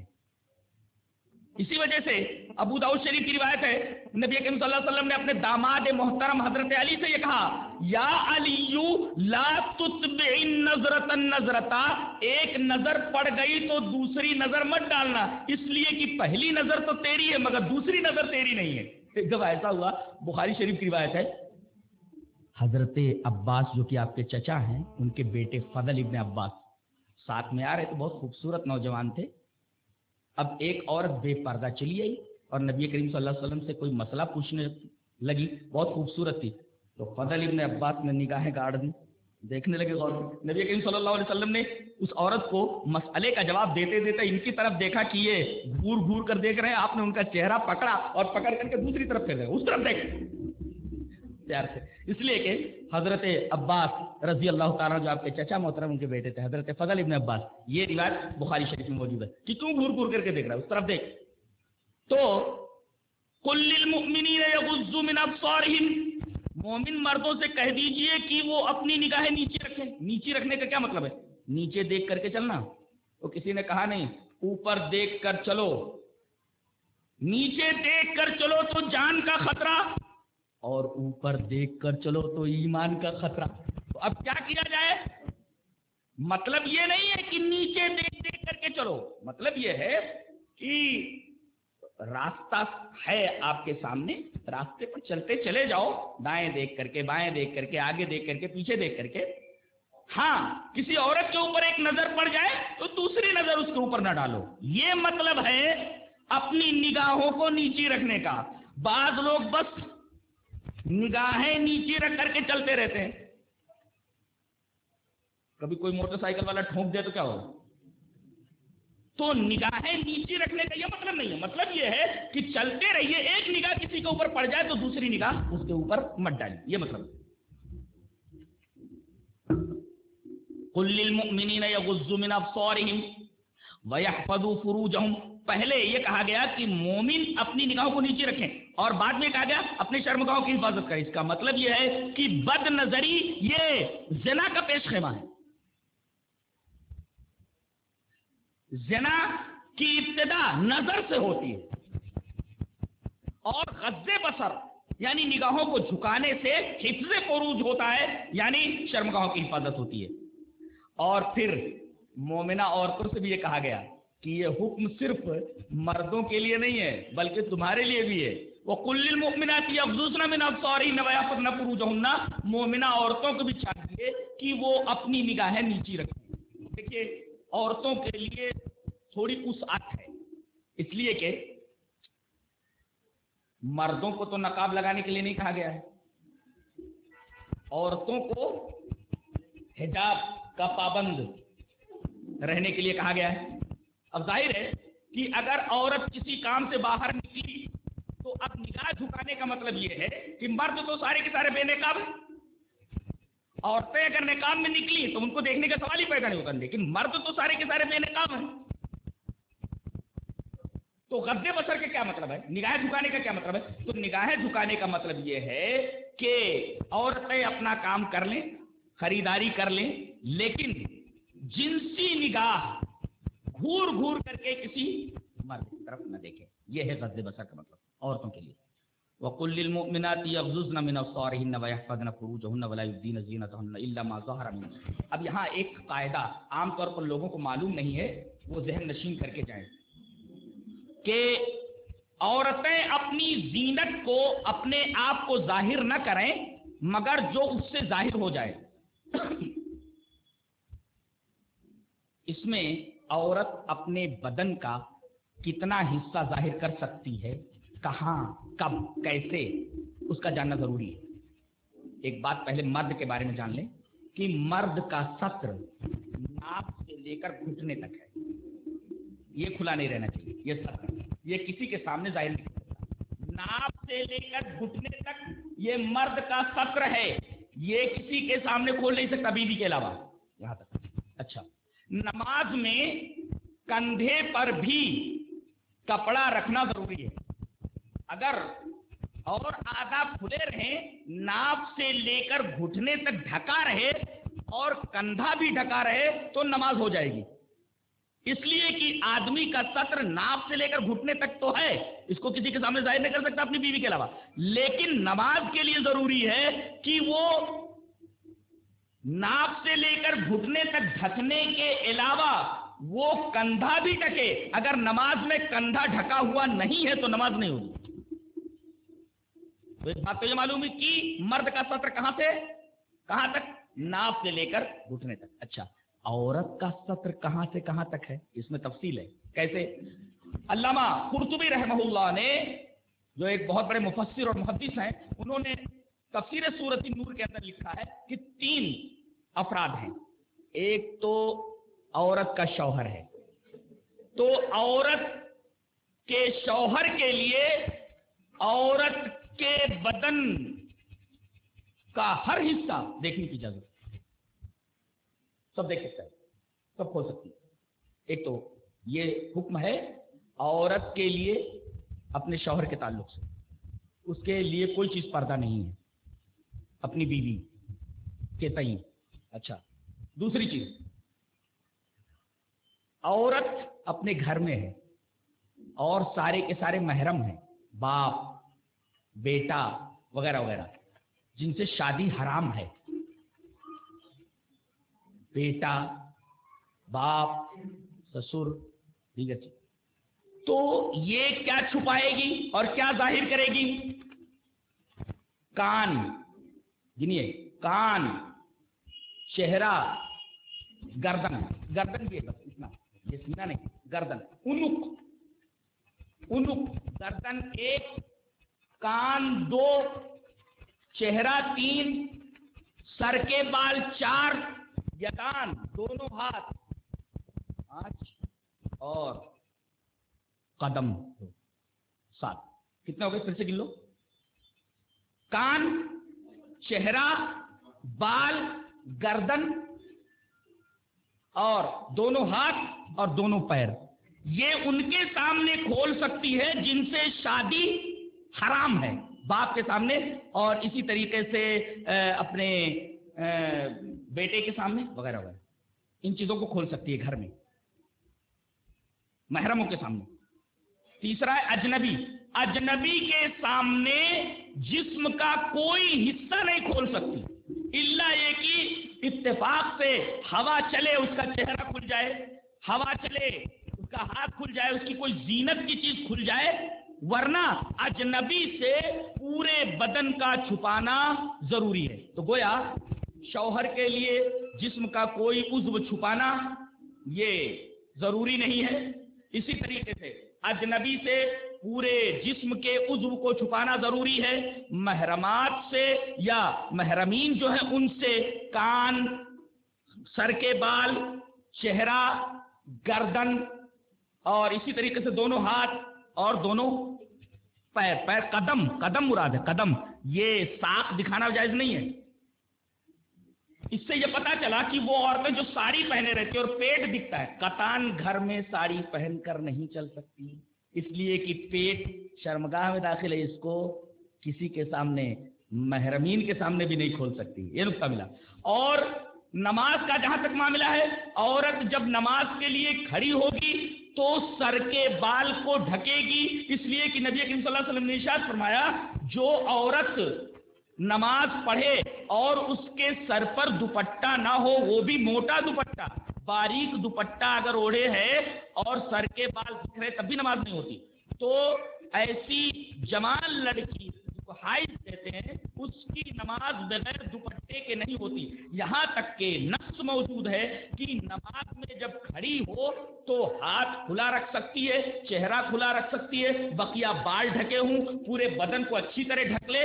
اور مشہور عالم مولانا جعفر المدنی سے، جو کہ مسائل میں انہوں نے مدینہ یونیورسٹی سے پی ایچ ڈی وغیرہ کیا ہے، تقریباً میں مسائل میں انہی سے ڈسکشن کرتا ہوں. انہوں نے کہا کہ نماز میں کپڑا اتنا نیچا ہو کہ قدم بھی نہ دکھے، قدموں کا، پیر نہیں، قدم بھی نہیں دکھنا چاہیے، پورا ڈھکا ہوا ہونا چاہیے. کہ نماز میں ہاتھ رسغ تک کھلا ہوا، چہرہ کھلا ہوا، بقیہ سر کے بال ڈھکے ہوئے ہوں، پورے بدن کو ڈھانکے ہوئے ہو اور قدم بھی ڈھکے ہوئے ہوں، اور کوئی چست کپڑا پہن کر کے جس سے بدن کے نشیب و فراز دکھے، اگر عورت نماز پڑھتی ہے تو اس کی نماز نہیں ہوگی. نیز محرمات جو محرمین ہیں ان کے سامنے چست کپڑا پہن کر بھی گھر میں نہیں رہ سکتی. جیسا کہ آج کل دیکھا جاتا ہے، بچیاں بالغ ہو جاتی ہیں، جوانی کی دہلیز میں قدم رکھ دیتی ہیں اور چست کپڑے پہن کر کے گھر میں گھومتی رہتی ہے. ظاہر ہے کہ یہ حرام ہے، یہ جائز نہیں ہے، اس لیے کہ محرمین کے سامنے بھی ان اعضاء کے علاوہ کسی اور عضو کا کھولنا درست نہیں ہے. چست کپڑے پہن کر کے بھی محرمین کے سامنے آنا گھر میں درست نہیں ہے. یہ مسائل ذہن میں آ گئے. اس کے بعد یہاں 8 ایسے لوگوں کا ذکر کیا جا رہا ہے جو محرم ہیں، جیسے باپ ہے، بیٹا ہے اور سوتیلے بیٹے ہیں. 8 کا تذکرہ ہے. اور ایک نقطہ اور یاد رکھیں کہ یہ 8 نسب سے ہیں اور 8 ہی رضاعت سے ہیں. یعنی اگر کسی کا دودھ پی لیا تو اس سے بھی اس کی وہی حکم رہے گا جو نسب کا ہے. جو نسب سے حرام ہوتا ہے وہ رضاعت سے بھی، دودھ پینے سے بھی حرام ہو جاتا ہے. تو 8 نسب کے ہوئے اور یہی 8 رضاعت سے، تو 16 ہی ہو گئے. اچھا، اس کے بعد یہ بیان کیا جا رہا ہے او نسائہن، جان پہچان کی عورتیں، جو عورتیں جان پہچان کی نہیں ہیں ان سے ملنے سے پرہیز کیا جائے. نسائہن کا مطلب جو عورتیں ان عورتوں کے پہچان کی ہیں ان عورتوں سے پردہ نہ کریں، ان عورتوں کے سامنے بیٹھیں، پردہ نہیں. حجاب کا مطلب اسی طریقے سے اوما ملکت ایمانکم، نوکرانیاں ہیں، کنیزیں ہیں، ان سے پردہ نہیں. اسی طریقے ابھی تابعین غیر اولی الاربا، یا گھر کے نوکر ہیں جن کو اب حاجت نہیں رہے گی جنسی، ان سے بھی پردہ نہیں ہے. ابھی طفل الذین لم یظہروا علی عورات النساء، ایسے چھوٹے بچے جنہیں عورتوں کے جنسی مسائل کے بارے میں علم نہیں ہے، ایسے بھی لڑکے، ان سے بھی پردہ نہیں ہے. اس کے بعد یہ حکم دیا جا رہا ہے وَلَا يَضْرِبْنَ بِأَرْجُلِهِنَّ لِيُعْلَمَ مَا يُخْفِينَ مِنْ زِينَتِهِنَّ، اگر کسی ضرورت سے وہ باہر نکلیں اور کوئی زیور پہنے ہوئے ہوں، پیروں میں پازیب ہو یا کوئی اور زیور ہو، زمین پر پیر اس طرح نہ رکھیں کہ جس سے آواز نکلے اور دوسرے لوگ ان کی طرف متوجہ ہو جائیں. وَلَا يَضْرِبْنَ بِأَرْجُلِهِنَّ لِيُعْلَمَ مَا يُخْفِينَ مِنْ زِينَتِهِنَّ، زینت کی چیز ظاہر نہ ہو، ایسا پیر مار کر کے نہ چلائیں. اس کے بعد معاشرے کو جنسی غلاظت سے پاک کرنے کے لیے، فحاشی سے پاک کرنے کے لیے ایک اور اصول بیان کیا جا رہا ہے کہ لڑکا یا لڑکی جوانی کے دہلیز میں قدم رکھ دیں تو فوراً شادی کی فکر کرنی چاہیے. یہاں لڑکیاں، جہیز کا معاملہ اتنا ٹیڑھا ہو گیا ہے، لڑکیاں 35 سال تک بیٹھی رہتی ہیں. اسی طریقے سے لڑکے 30 سال تک، 35 سال تک کنوارے گھومتے رہتے ہیں. ظاہر ہے کہ اتنے دنوں تک شادی نہ کیا جانا معاشرے میں زنا کے صدور کا امکان اور پاسبلٹی پیدا کرتا ہے. اسی وجہ سے حکم دیا گیا ہے وَأَنكِحُوا الْأَيَامَ مِنكُمْ، ایّم کہتے ہیں جس کی بیوی نہ ہو، اور اس کو کہتے ہیں اس عورت کو بھی جس کا شوہر نہ ہو. تو ایسے لوگوں کی شادی کرانے اور نکاح کرانے میں ذرا جلدی کرو. وَأَنكِحُوا الْأَيَامَ مِنكُمْ وَالصَّالِحِينَ مِنْ عِبَادِكُمْ وَإِمَائِكُمْ. آزاد کو تو چھوڑو، آزاد کے بارے میں تو یہ سوچنا ہی ہے، غلاموں کے بارے میں، نوکروں کے بارے میں بھی یہ سوچنا ہے تاکہ ان سے گندگی نہ پھیلے. جوانی کے دہلیز میں قدم رکھتے ہی لڑکے کی شادی کر دینی چاہیے اور لڑکی کی بھی شادی کی فکر کرنی چاہیے، اس کی شادی کر دینی چاہیے.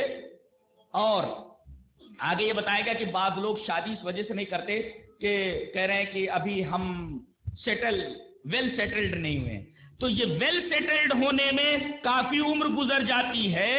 اللہ فرما رہا ہے کہ تم نکاح کر لو، اللہ تبارک تعالیٰ اپنے فضل سے تم کو غنی کر دے گا، بے نیاز کر دے گا. اس کا یہ مطلب نہیں کہ شادی کر لے آدمی تو مالدار ہو جائے گا، اللہ تبارک تعالیٰ اس کو مالدار کر دے گا. بلکہ مطلب یہ ہے کہ آدمی یہ سوچ رہا ہے کہ ابھی میں زیادہ نہیں کما رہا ہوں، ابھی شادی کیا کروں. ارے بھائی زیادہ نہیں کما رہا ہے، شادی کر لے. بیوی آنے کے بعد ذمہ داری کا احساس بڑھے گا تو زیادہ کمانے لگے گا. تو یہ جو موہوم ایک خطرہ ہے کہ بھائی ابھی کم کما رہا ہوں، بیوی آئے گی، بچہ ہو جائے گا تو میں کیا کھلاؤں گا، اس موہوم خطرے کو ذہن سے نکال کر کے شادی کر لے. ان یکونوا فقراء یغنیہم اللہ من فضلہ، اگر تو کم کما رہا ہے، غریب ہے، تو اللہ اپنے فضل سے اس کو بے نیاز کر دے گا. اس کا یہ مطلب نہیں ہے کہ آدمی شادی کر لے تو اللہ اس کو مالدار کر دے گا. بلکہ عورت اگر کوئی سگھڑ آ گئی، اگر شوہر نکما ہے تو اس کو کام پہ لگا دیتی ہے، ذمہ دار بنا دیتی ہے. یا بیوی آ گئی تو شوہر کم کما رہا ہے، زیادہ ذمہ داری کا احساس پیدا ہو جاتا ہے، زیادہ کمانے لگتا ہے. یہ مطلب ہے کہ اگر وہ غریب ہیں یا کم کما رہے ہیں، یکونوا فقراء یغنیہم اللہ من فضلہ، اللہ تبارک تعالیٰ ان کو اپنے فضل سے غنی کر دے گا. کچھ لوگوں نے آیت کریمہ کا یہ مطلب سمجھا کہ اگر پیسہ نہیں ہے آدمی شادی کر لیتا ہے تو شادی کر لینے سے مالدار ہو جاتا ہے. یہ مطلب نہیں ہے، بلکہ ذمہ داری کا احساس بڑھ جاتا ہے کہ اچھا کماؤں، بیوی سگھڑ آ جاتی ہے، کم خرچے میں گھر کو چلا لیتی ہے، اس طریقے سے زندگی کی گاڑی آگے بڑھتی رہتی ہے. یہ ہے در حقیقت غنا. غنا کا مطلب ہی نہیں پیسہ زیادہ ہو. نبی کریم صلی اللہ علیہ وسلم نے ارشاد فرمایا غنا در حقیقت مال کا غنا نہیں ہے، مالداری در حقیقت مال کی مالداری نہیں ہے، بلکہ مالداری در حقیقت دل کی مالداری ہے. آدمی کھا کما رہا ہو اچھے طریقے سے، بس کافی ہے اتنا. اچھا، جب تک شادی نہ ہو تب تک کہا گیا کہ روزہ رکھیں. یہ شہوت کو دبا دینے والی چیز ہے، جیسا کہ حدیث پاک میں بتایا گیا. معاشرے کے اندر ایک اور گندگی پھیلی ہوئی تھی، کیا کہ بڑے بڑے لوگ زمانے جاہلیت کے اندر باقاعدہ لونڈیاں خرید کر لاتے اور ان سے قہبہ گیری کرواتے. कहबा गरी के इंसदाद के लिए कुरान हकीम ने ये हुक्म नाफिज किया, वला तुकरिहु फतयातिकुम अलल बिगाइ इन अरदना तहस्सुन लिरस्तहु अरदल हयातिद दुनिया व मन युकरिहुन फइन्नल्लाह मिन बादि इकराहिन गफूरुर रहीम। फरमाया गया कि अगर तुम्हारी लौंडियां हैं तो तुम उनको कहबा गरी के ऊपर मजबूर मत करो, पेशा मत कराओ। बड़े बड़े लोग होते थे ज़माने जाहिलियत में, मक्का में भी कुछ लोग थे कि वो अपनी लौंडियों को पेशा करवाते थे, उससे पैसा हासिल करते। तो इंसदाद कहबा गरी, ये कहबा खानों को खत्म करो, इसलिए कि हो सकता है कि आदमी अपनी ख्वाहिश को पूरी करने के लिए ऐसी जगहों पर चला जाए और जना में मुलव्वस हो जाए। तो इंसदाद कहबा गरी का भी कानून यहाँ नाफिज किया गया कि वला तुकरिहु फतयातिकुम अलल बिगार, मजबूर मत करो कि वो पेशा करें और उसका पैसा तुम लोग इस्तेमाल करो। ये एक मुआशरे को पाक बनाने के लिए शानदार कवानीन दिए गए। और एक नुक्ता ये बताया गया कि अगर लौंडी नौकरानी अपनी मर्जी से ज़िना करती है या करवाती है तो अपने जुर्म की जिम्मेदार वो खुद है, लेकिन अगर कोई उसे मजबूर करता है तो उसकी कोई खता नहीं है। मजबूर करवा करके उससे पेशा करवाने वाला वो गुनहगार है। यही एक नुक्ता ये निकला कि अगर औरत ज़िना अपनी मर्जी से करवाती है, उसमें उसका इरादा शामिल है, तब तो उसके ऊपर हद लगाई जाएगी। लेकिन अगर उसके साथ रेप हुआ है, जबरदस्ती हुई है, तो हदीस अलकमा इब्न वाइल किंदी, जिसे इमाम तिरमिजी रहमतुल्लाह अलैह तिरमिजी शरीफ किताबुल हुदूद के अंदर लाए कि एक औरत के साथ ऐसा हो गया था कि वो नमाज पढ़ने के लिए मस्जिद में जा रही थी। अचानक एक आदमी ने उसके ऊपर कपड़ा उठाया और एक कोने में ले जा करके उसका रेप किया और भाग खड़ा हुआ। या ये औरत चिल्लाई कि इस आदमी ने मेरे साथ ऐसा ऐसा किया है। वो आदमी तो भाग गया, दूसरे साहब उस तरफ आ गए। उस औरत ने ये समझा कि यही है मेरे साथ बदकारी करने वाला। उधर से मुहाजिरीन की एक जमात जा रही थी, फौरन उसको पकड़ा और पकड़ करके औरत के पास लाए। औरत ने कहा यही आदमी है। नबी करीम सल्लल्लाहु अलैहि वसल्लम के पास लाए, कहा कि इसको रज्म कर दिया जाए। पहले तो औरत से ये कहा जा, तेरी कोई खता नहीं है, अल्लाह ने तुझे माफ कर दिया है। इसका मतलब यह है कि अगर किसी औरत के साथ रेप हो जाए तो बेगुनाह है, बेकसूर है, इसलिए कि उसके साथ जब्र हुआ है। और इस्लाम में जब्र नहीं है। नबी करीम सल्लल्लाहु अलैहि वसल्लम की एक हदीस हजरत अबू ज़र ग़िफ़ारी रज़ी अल्लाह तआला अन्हु से मरवी इब्न माजा किताबुत तलाक में आई है कि नबी करीम सल्लल्लाहु अलैहि वसल्लम ने इरशाद फरमाया कि अल्लाह ताला ने मेरी उम्मत से 3 चीजें उठा ली हैं।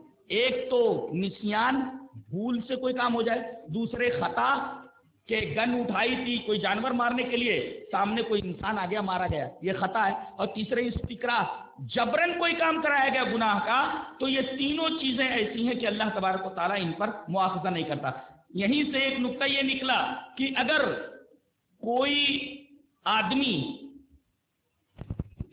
किसी ऐसी औरत से ज़िना कर लेता है, मतलब एक मसला ये उठा था कि भाई एक ससुर ने अपनी बहू के साथ इस तरीके का मामला कर लिया है, मसला उठा था ये, तो क्या वो औरत बेटे के लिए हलाल है या हराम हो गई? तो बहुत सारे मुफ्तियों ने फतवा दिया था कि वो तो हराम हो गई।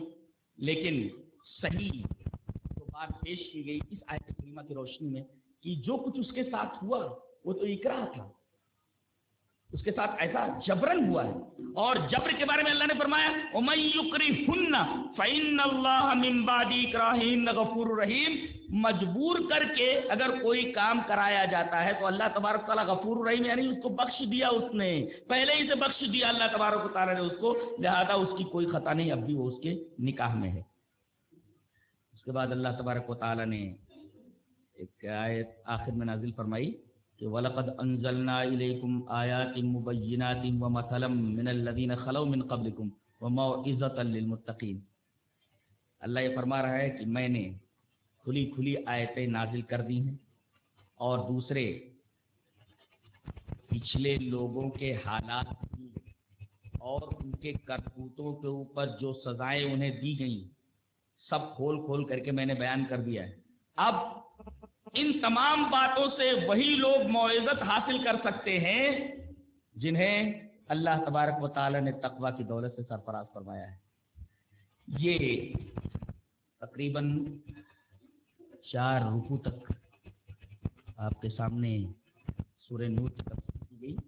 اب یہاں سے اللہ نور السماوات والارض، نور کا بیان ہے۔ اب ہم کل یہ بتائیں گے انشاءاللہ کہ اللہ تبارک و تعالی نے اس سورہ کریمہ کا نام نور کیوں رکھا ہے، اور پھر یہ احکامات جو ہیں سوسائٹی اور معاشرے کو سدھارنے کے لیے ان کو بیان کرنے کے بعد پھر نور کا بیان کیوں کرتا ہے۔ نور سے گناہوں کا اور سماج اور معاشرے کی غلطیوں اور خطاؤں سے کیا تعلق ہے، اللہ تبارک و تعالیٰ نے اس کو پچھلے واقعات کے ساتھ کیوں جوڑا ہے، اس کی تفصیل انشاءاللہ ہم کل بیان کریں گے۔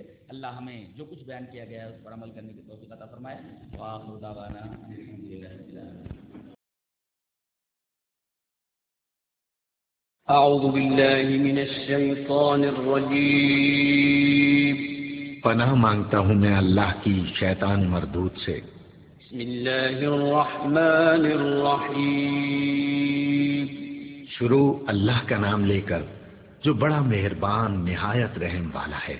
سورة أنزلناها وفرضناها وأنزلنا فيها آيات بينات لعلكم تذكرون الزانية والزاني فاجلدوا كل واحد منهما 100 جلدة ولا تأخذكم بهما رأفة في دين الله إن كنتم تؤمنون بالله واليوم الآخر وليشهد عذابهما طائفة من المؤمنين۔ یہ ایک سورہ ہے جس کو ہم نے نازل کیا اور اس کے احکام کو فرض کر دیا اور اس میں صاف صاف آیتیں نازل کی تاکہ تم یاد رکھو۔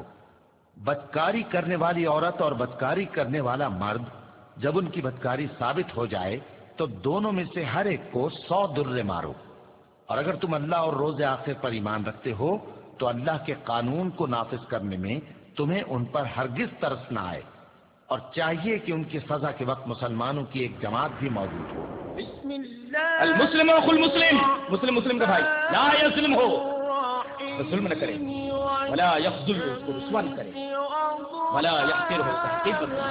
اور آپ نے سمجھا تقوی دل میں ہوتا ہے، تقوی ہاں ہونا۔ ویشیر الی صدری ثلاث مرات، آپ نے 3 مرتبہ اپنے سینے کی طرف اشارہ کرتے ہوئے کہا التقوی ہاں ہونا۔ اگر حضرت آدم و حوا نے محمد صلی اللہ علیہ وسلم کے وسیلے سے دعا مانگی اور قبول ہوئی تو شیطان نے کس کے وسیلے سے دعا مانگی کہ قبول ہوئی؟ مطلب ہے وسیلہ درمیان میں نہیں تھا۔ قال رب فانظرنی الی یوم یبعثون، اے میرے رب مجھے قیامت تک مہلت دے۔ یہ شیطان کی دعا ہے۔ بدبودار گارے سے ہوئے گندے، تجھے غرور زیبا دیتا ہے، تجھے تکبر زیبا دیتا ہے، تجھے اعجاب زیبا دیتا ہے، اتراہٹ تجھے زیبا دیتی ہے، اکڑ تجھے زیبا دیتی ہے، تیرا مادہ تخلیق ہی سڑا ہوا ہے۔ اے سڑے ہوئے وجود، تجھے فخر زیبت بخشی جائے گی، ایمان بھی باقی رہے گا، استقامت بھی اسے حاصل ہو جائے گی، شرط یہ ہے کہ قرآن کو اپنے سینے سے لگا لے۔ ساری خرابیوں کی جڑ تو یہی ہے کہ ہم نے قرآن کو اپنے پیٹھ کے پیچھے ڈال دیا، یہودیوں کی طرح، عیسائیوں کی طرح، کہ انہوں نے اپنی اپنی کتابوں کو اپنی پیٹھ کے پیچھے ڈال دیا ہے۔ یہ کتاب ایسی ہے کہ اسے سینے سے لگاؤ اور دنیا اور آخرت میں کامیاب ہو جاؤ۔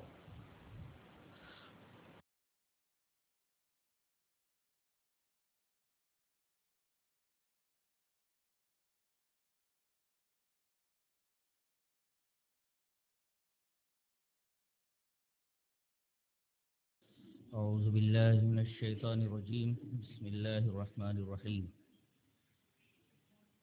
اللہ نور السماوات والارض، مثل نورہ کمشکاۃ فیہا مصباح، المصباح فی زجاجہ، الزجاجۃ کأنہا کوکب دری یوقد من شجرۃ مبارکۃ زیتونۃ لا شرقیۃ ولا غربیۃ يكاد زيتها يضيء ولو لم تمسسه نار، نور على نور يهدي الله لنوره من يشاء ويضرب الله الأمثال للناس والله بكل شيء عليم۔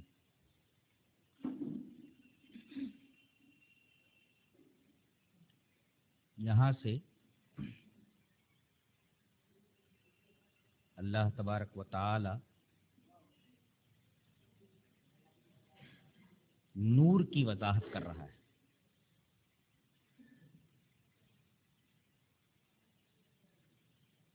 اور سب سے پہلے یہ فرمایا کہ اللہ کائنات کا نور ہے، آسمانوں اور زمینوں کا نور ہے. آسمانوں اور زمینوں کے مجموعے ہی کو تو یونیورس اور کائنات کہتے ہیں. تو اللہ آسمانوں اور زمینوں کا نور ہے، مطلب یہ کہ اللہ کائنات کا نور ہے. سب سے پہلے یہ بات سمجھ لیں کہ نور سے یا نور کی اس بحث سے پچھلے احکام جو بیان کیے گئے ہیں ربط کیا ہے، یا یوں کہہ لیں کہ پچھلے بیان کیے گئے احکام میں اور نور کی بحث میں آپسی کیا ربط ہے، کیا تعلق ہے.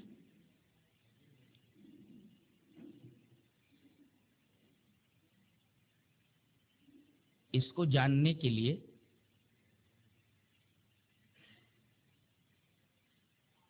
تمہیداً ایک بات ذہن نشین کریں کہ ایک ہے نور اور ایک ہے نار. علامہ ابن تیمیہ علیہ الرحمہ نے تفسیر سورۃ النور کے اندر اس بات کی وضاحت کی ہے. یہ فرمایا کہ اشراق بلا احراق یہ نور ہے، یعنی چمک تو ہو مگر اس میں حرارت نہ ہو تو اس کو نور کہتے ہیں. جیسے چاند کی روشنی کہ اشراق یعنی چمک تو ہے مگر احراق یعنی حرارت نہیں ہے، اس کے اندر سوزش اور جلن نہیں ہے. تو اشراق بلا احراق، چمک بغیر حرارت کے نور ہے. جیسے چاند کا نور، چاند کی روشنی. اور ایک ہے اشراق مال احراق، کہ اشراق بھی ہے اور حرارت بھی ہے. جیسے سورج کہ اس کے اندر روشنی بھی ہے اور حرارت بھی ہے، سوزش بھی ہے.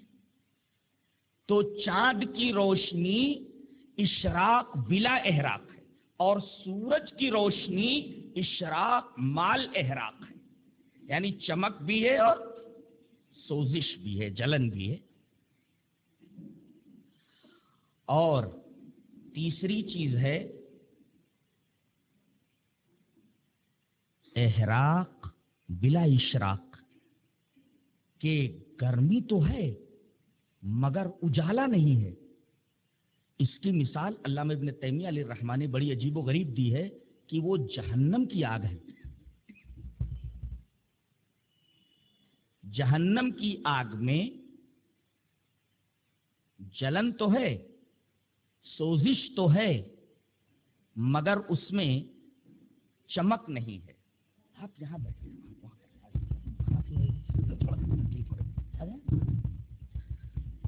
تو اس سے یہ پتا چلا کہ دوزخ میں گرمی تو ہے، سوزش ہے، جلن ہے اور ایسی آگ ہے، ایسی گرمی ہے کہ ویسی گرمی کا تصور بھی نہیں کیا جا سکتا. لیکن ساتھ ساتھ چاروں طرف اندھیرا ہے، چاروں طرف تاریکی ہے. اور اس بات کو اگر سمجھ گئے ہوں کہ جہنم کی آگ کے اندر گرمی ہے مگر تاریکی ہے، وہاں اجالا نہیں ہے، تو یہ بات بھی سمجھ لیں کہ گناہ کے اندر حرارت تو ہے مگر اجالا نہیں ہے، صرف حرارت ہی حرارت ہے۔ ایک نقطہ یہ معلوم ہوا کہ گناہوں کا مزاج گرم ہے، اس لیے کہ نبی کریم صلی اللہ علیہ وسلم نے نماز میں سورہ فاتحہ سے پہلے ایک دعا پڑھنے کی تلقین فرمائی ہے، دعائے معصورہ، اللہم باعد بینی و بین خطایایا کما باعدت بین المشرق والمغرب اللہم نقنی من الخطایا کما ینقی الثوب الابیض من الدنس اللہم اغسل خطایایا بالماء والثلج والبرد۔ یہ بخاری شریف کی روایت۔ کیا مطلب ہے اس دعا کا؟ اے اللہ میرے اور میرے گناہوں کے درمیان اتنا فاصلہ کر دے جتنا کہ مشرق اور مغرب کے درمیان فاصلہ ہے، میرے اور میرے گناہوں کے درمیان اتنا فاصلہ کر دے، گناہ مجھ سے اتنے دور ہو جائیں جیسے مشرق اور مغرب کا ڈسٹینس اور فاصلہ ہوتا ہے۔ اور اے اللہ مجھے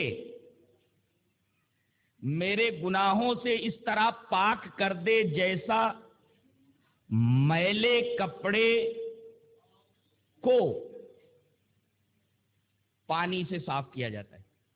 اللہم نقنی من الخطایا کما ینقی الثوب الابیض من الدنس، جیسے سفید کپڑے کے اوپر اگر میل لگ جائے تو اس کو دھل کر صاف کر دیا جاتا ہے، تو اے اللہ گناہ کرنے کی وجہ سے میری روح کا جو لباس میلا ہو گیا ہے، میری روح کا لباس جو گندا ہو گیا ہے، اے اللہ میرے اس روح کے لباس کو دھل کر کے پاک کر دے، جیسے کہ وہ کپڑا جو سفید ہے اور اس پر کیچڑ یا مٹی لگی ہوئی ہے، گندگی لگی ہوئی ہے، اس کو پانی سے صاف کر دیا جاتا ہے۔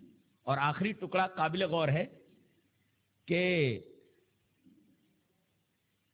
اللہم اغسل خطایایا بالماء والثلج والبرد، اے اللہ میرے گناہوں کو تو پانی سے دھل دے، برف سے دھل دے اور اولے سے دھل دے۔ سوال یہ ہے کہ گناہ کو پانی سے دھلنے کی کیا ضرورت ہے؟ اور پھر کہا جا رہا ہے برف سے دھل دے، برف سے دھلنے کی کیا ضرورت ہے؟ اور اس کے بعد کہا جا رہا ہے اولے سے دھل دے۔ اس کا مطلب یہ ہوا کہ پانی ٹھنڈا ہوتا ہے، اس سے زیادہ ٹھنڈا برف ہوتا ہے، اور اس سے زیادہ ٹھنڈا اولا ہوتا ہے۔ پانی ٹھنڈا، اس سے زیادہ ٹھنڈی برف ہوتی ہے، برف میں اس سے زیادہ ٹھنڈک ہوتی ہے، اور اس سے زیادہ ٹھنڈک اولے میں ہوتی ہے۔ گناہوں کو ٹھنڈی چیز سے دھلنے کا مطلب یہ ہے کہ گناہوں کا مزاج گرم ہے۔ یہی وجہ ہے کہ آدمی جب چوری کرتا ہے تو چوری کرتے وقت پسینے پسینے ہو جاتا ہے، لیکن گناہ کا مزاج گرم ہے۔ زنا کرتے وقت یا کوئی پاپ کرتے وقت آدمی پسینے میں نہا اٹھتا ہے، جس سے پتہ یہ چلتا ہے کہ گناہ کا مزاج گرم ہے۔ تو وہاں گرمی تو ہے مگر اجالا نہیں ہے، تو گناہوں کو جہنم کی آگ سے خاص مناسبت ہے کہ گناہ کا مزاج گرم اور گناہ کالا ہوتا ہے، گناہ کالا ہوتا ہے، گناہ کا مزاج گرم ہے۔ یہ تو اس حدیث پاک سے معلوم ہوا۔ اور ایک روایت اور بھی ہے کہ نبی کریم صلی اللہ علیہ وسلم نے ارشاد فرمایا کہ بندہ جب گناہ کرتا ہے، مشہور حدیث ہے، تو گناہ کرنے کی وجہ سے اس کے دل کے اوپر ایک کالا نقطہ پڑ جاتا ہے، نقطۃ سودا، ایک بلیک اسپاٹ۔ تو اس حدیث سے معلوم ہوا کہ گناہ کا رنگ کالا ہے۔ دعائے معصورہ سے معلوم ہوا کہ گناہ کا مزاج گرم ہے، اور اس حدیث پاک سے معلوم ہوا کہ گناہ کا رنگ کالا ہے۔ ایسے ہی جہنم گرم ہے اور اس کا رنگ کالا ہے۔ تو گناہ میں اور جہنم کی آگ میں ایک خاص مناسبت ہے، ایک خاص ربط ہے، خاص تعلق ہے، اور یہ جزا من جنس العمل ہے۔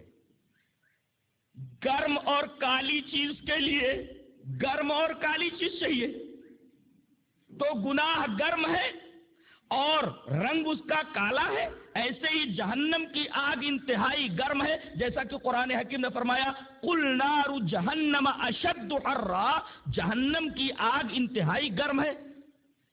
تو اس کے گرم ہونے کا ثبوت قرآن حکیم سے ملا کہ بہت زیادہ گرم ہے، اور کالی ہے وہ بہت ساری احادیث سے ثابت ہے کہ دھونکا گیا تو لال ہوئی، پھر 1000 برس دھونکی گئی تو پیلی ہوئی، پھر اس کے بعد 1000 برس دھونکا گیا تو پھر کالی ہوئی، اب کالی ہی ہے۔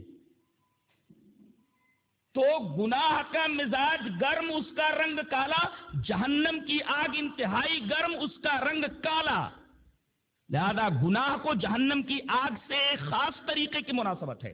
اور اس سے پہلے جو احکام بیان کیے گئے ہیں وہ گناہوں کے بارے میں ہے۔ میں نے بتایا تھا کہ سورہ نور کی نمبر 1 آیت سے لے کر 26 نمبر کی آیت تک یہ بیان کیا گیا ہے کہ معاشرے میں اگر گناہ وجود میں آ جائے تو اس کا تدارک کیسے کیا جائے، اور پھر 27ویں نمبر کی آیت سے لے کر کے آگے تک یہ بیان کیا گیا ہے کہ یہ احکام اگر برت لیے جائیں، یہ جو احکام اور قوانین دیے گئے ہیں، ان احکام اور قوانین کو اگر مارز عمل میں لے آیا جائے تو سرے سے معاشرے میں گناہ پیدا ہی نہ ہوں۔ تو اس سے پہلے گناہوں کا تذکرہ تھا اور گناہوں کے اوپر احکام کیا نافذ ہوتے ہیں ان کا بیان تھا۔ اب یہاں سے نور کا بیان چل رہا ہے۔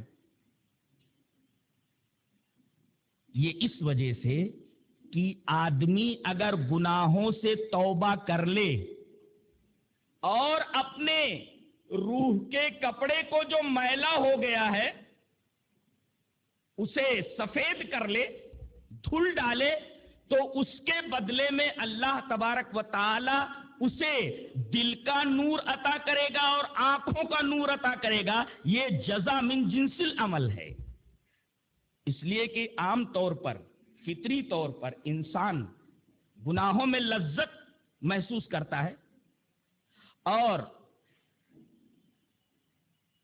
اگر اس لذت کو اللہ تبارک و تعالی کی وجہ سے چھوڑ دیتا ہے تو اس کے بدلے میں اللہ تبارک و تعالی اسے نور عطا کرتا ہے، آنکھ کا نور اور دل کا نور۔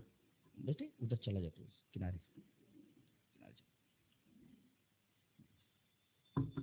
تو یہ آیت نور سے پچھلے مبحث کا تعلق ہے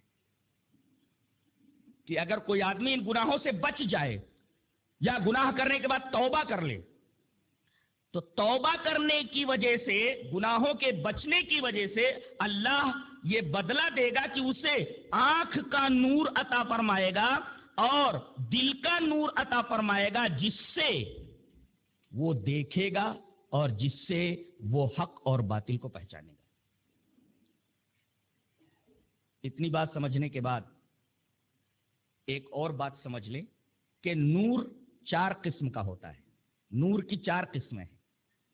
ایک تو آنکھ کا نور، اور ایک ہے دنیا میں جتنی روشن چیزیں ہیں ان کا نور، جیسے سورج کا نور، اسی طریقے سے چاند کا نور، چراغ کا نور، جتنی بھی روشن چیزیں ہیں ان کا نور، اور ایک ہے آنکھ کا نور۔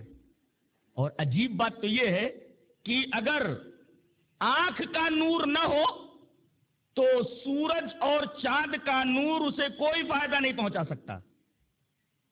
گویا سورج اور چاند کی روشنی سے فائدہ اٹھانے کے لیے یا نورانی اشیاء سے مستفیض ہونے کے لیے ضروری ہے کہ آنکھ کے اندر روشنی موجود ہو۔ تو شمس و قمر، سورج اور چاند کی روشنی ایک اندھے کے لیے بیکار ہے، اس لیے کہ اس کی آنکھوں میں نور نہیں ہے، اور آنکھوں میں روشنی ہو مگر سورج اور چاند کی روشنی موجود نہ ہو تب بھی آدمی نہیں دیکھ سکتا.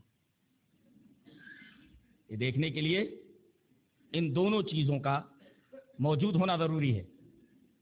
شمس و قمر کی روشنی موجود ہو اور آنکھ کی روشنی موجود ہو تب چیزوں کو دیکھ سکتا ہے. ان دونوں میں سے ایک موجود نہ ہو آدمی اشیاء کا مشاہدہ، چیزوں کا مشاہدہ نہیں کر سکتا.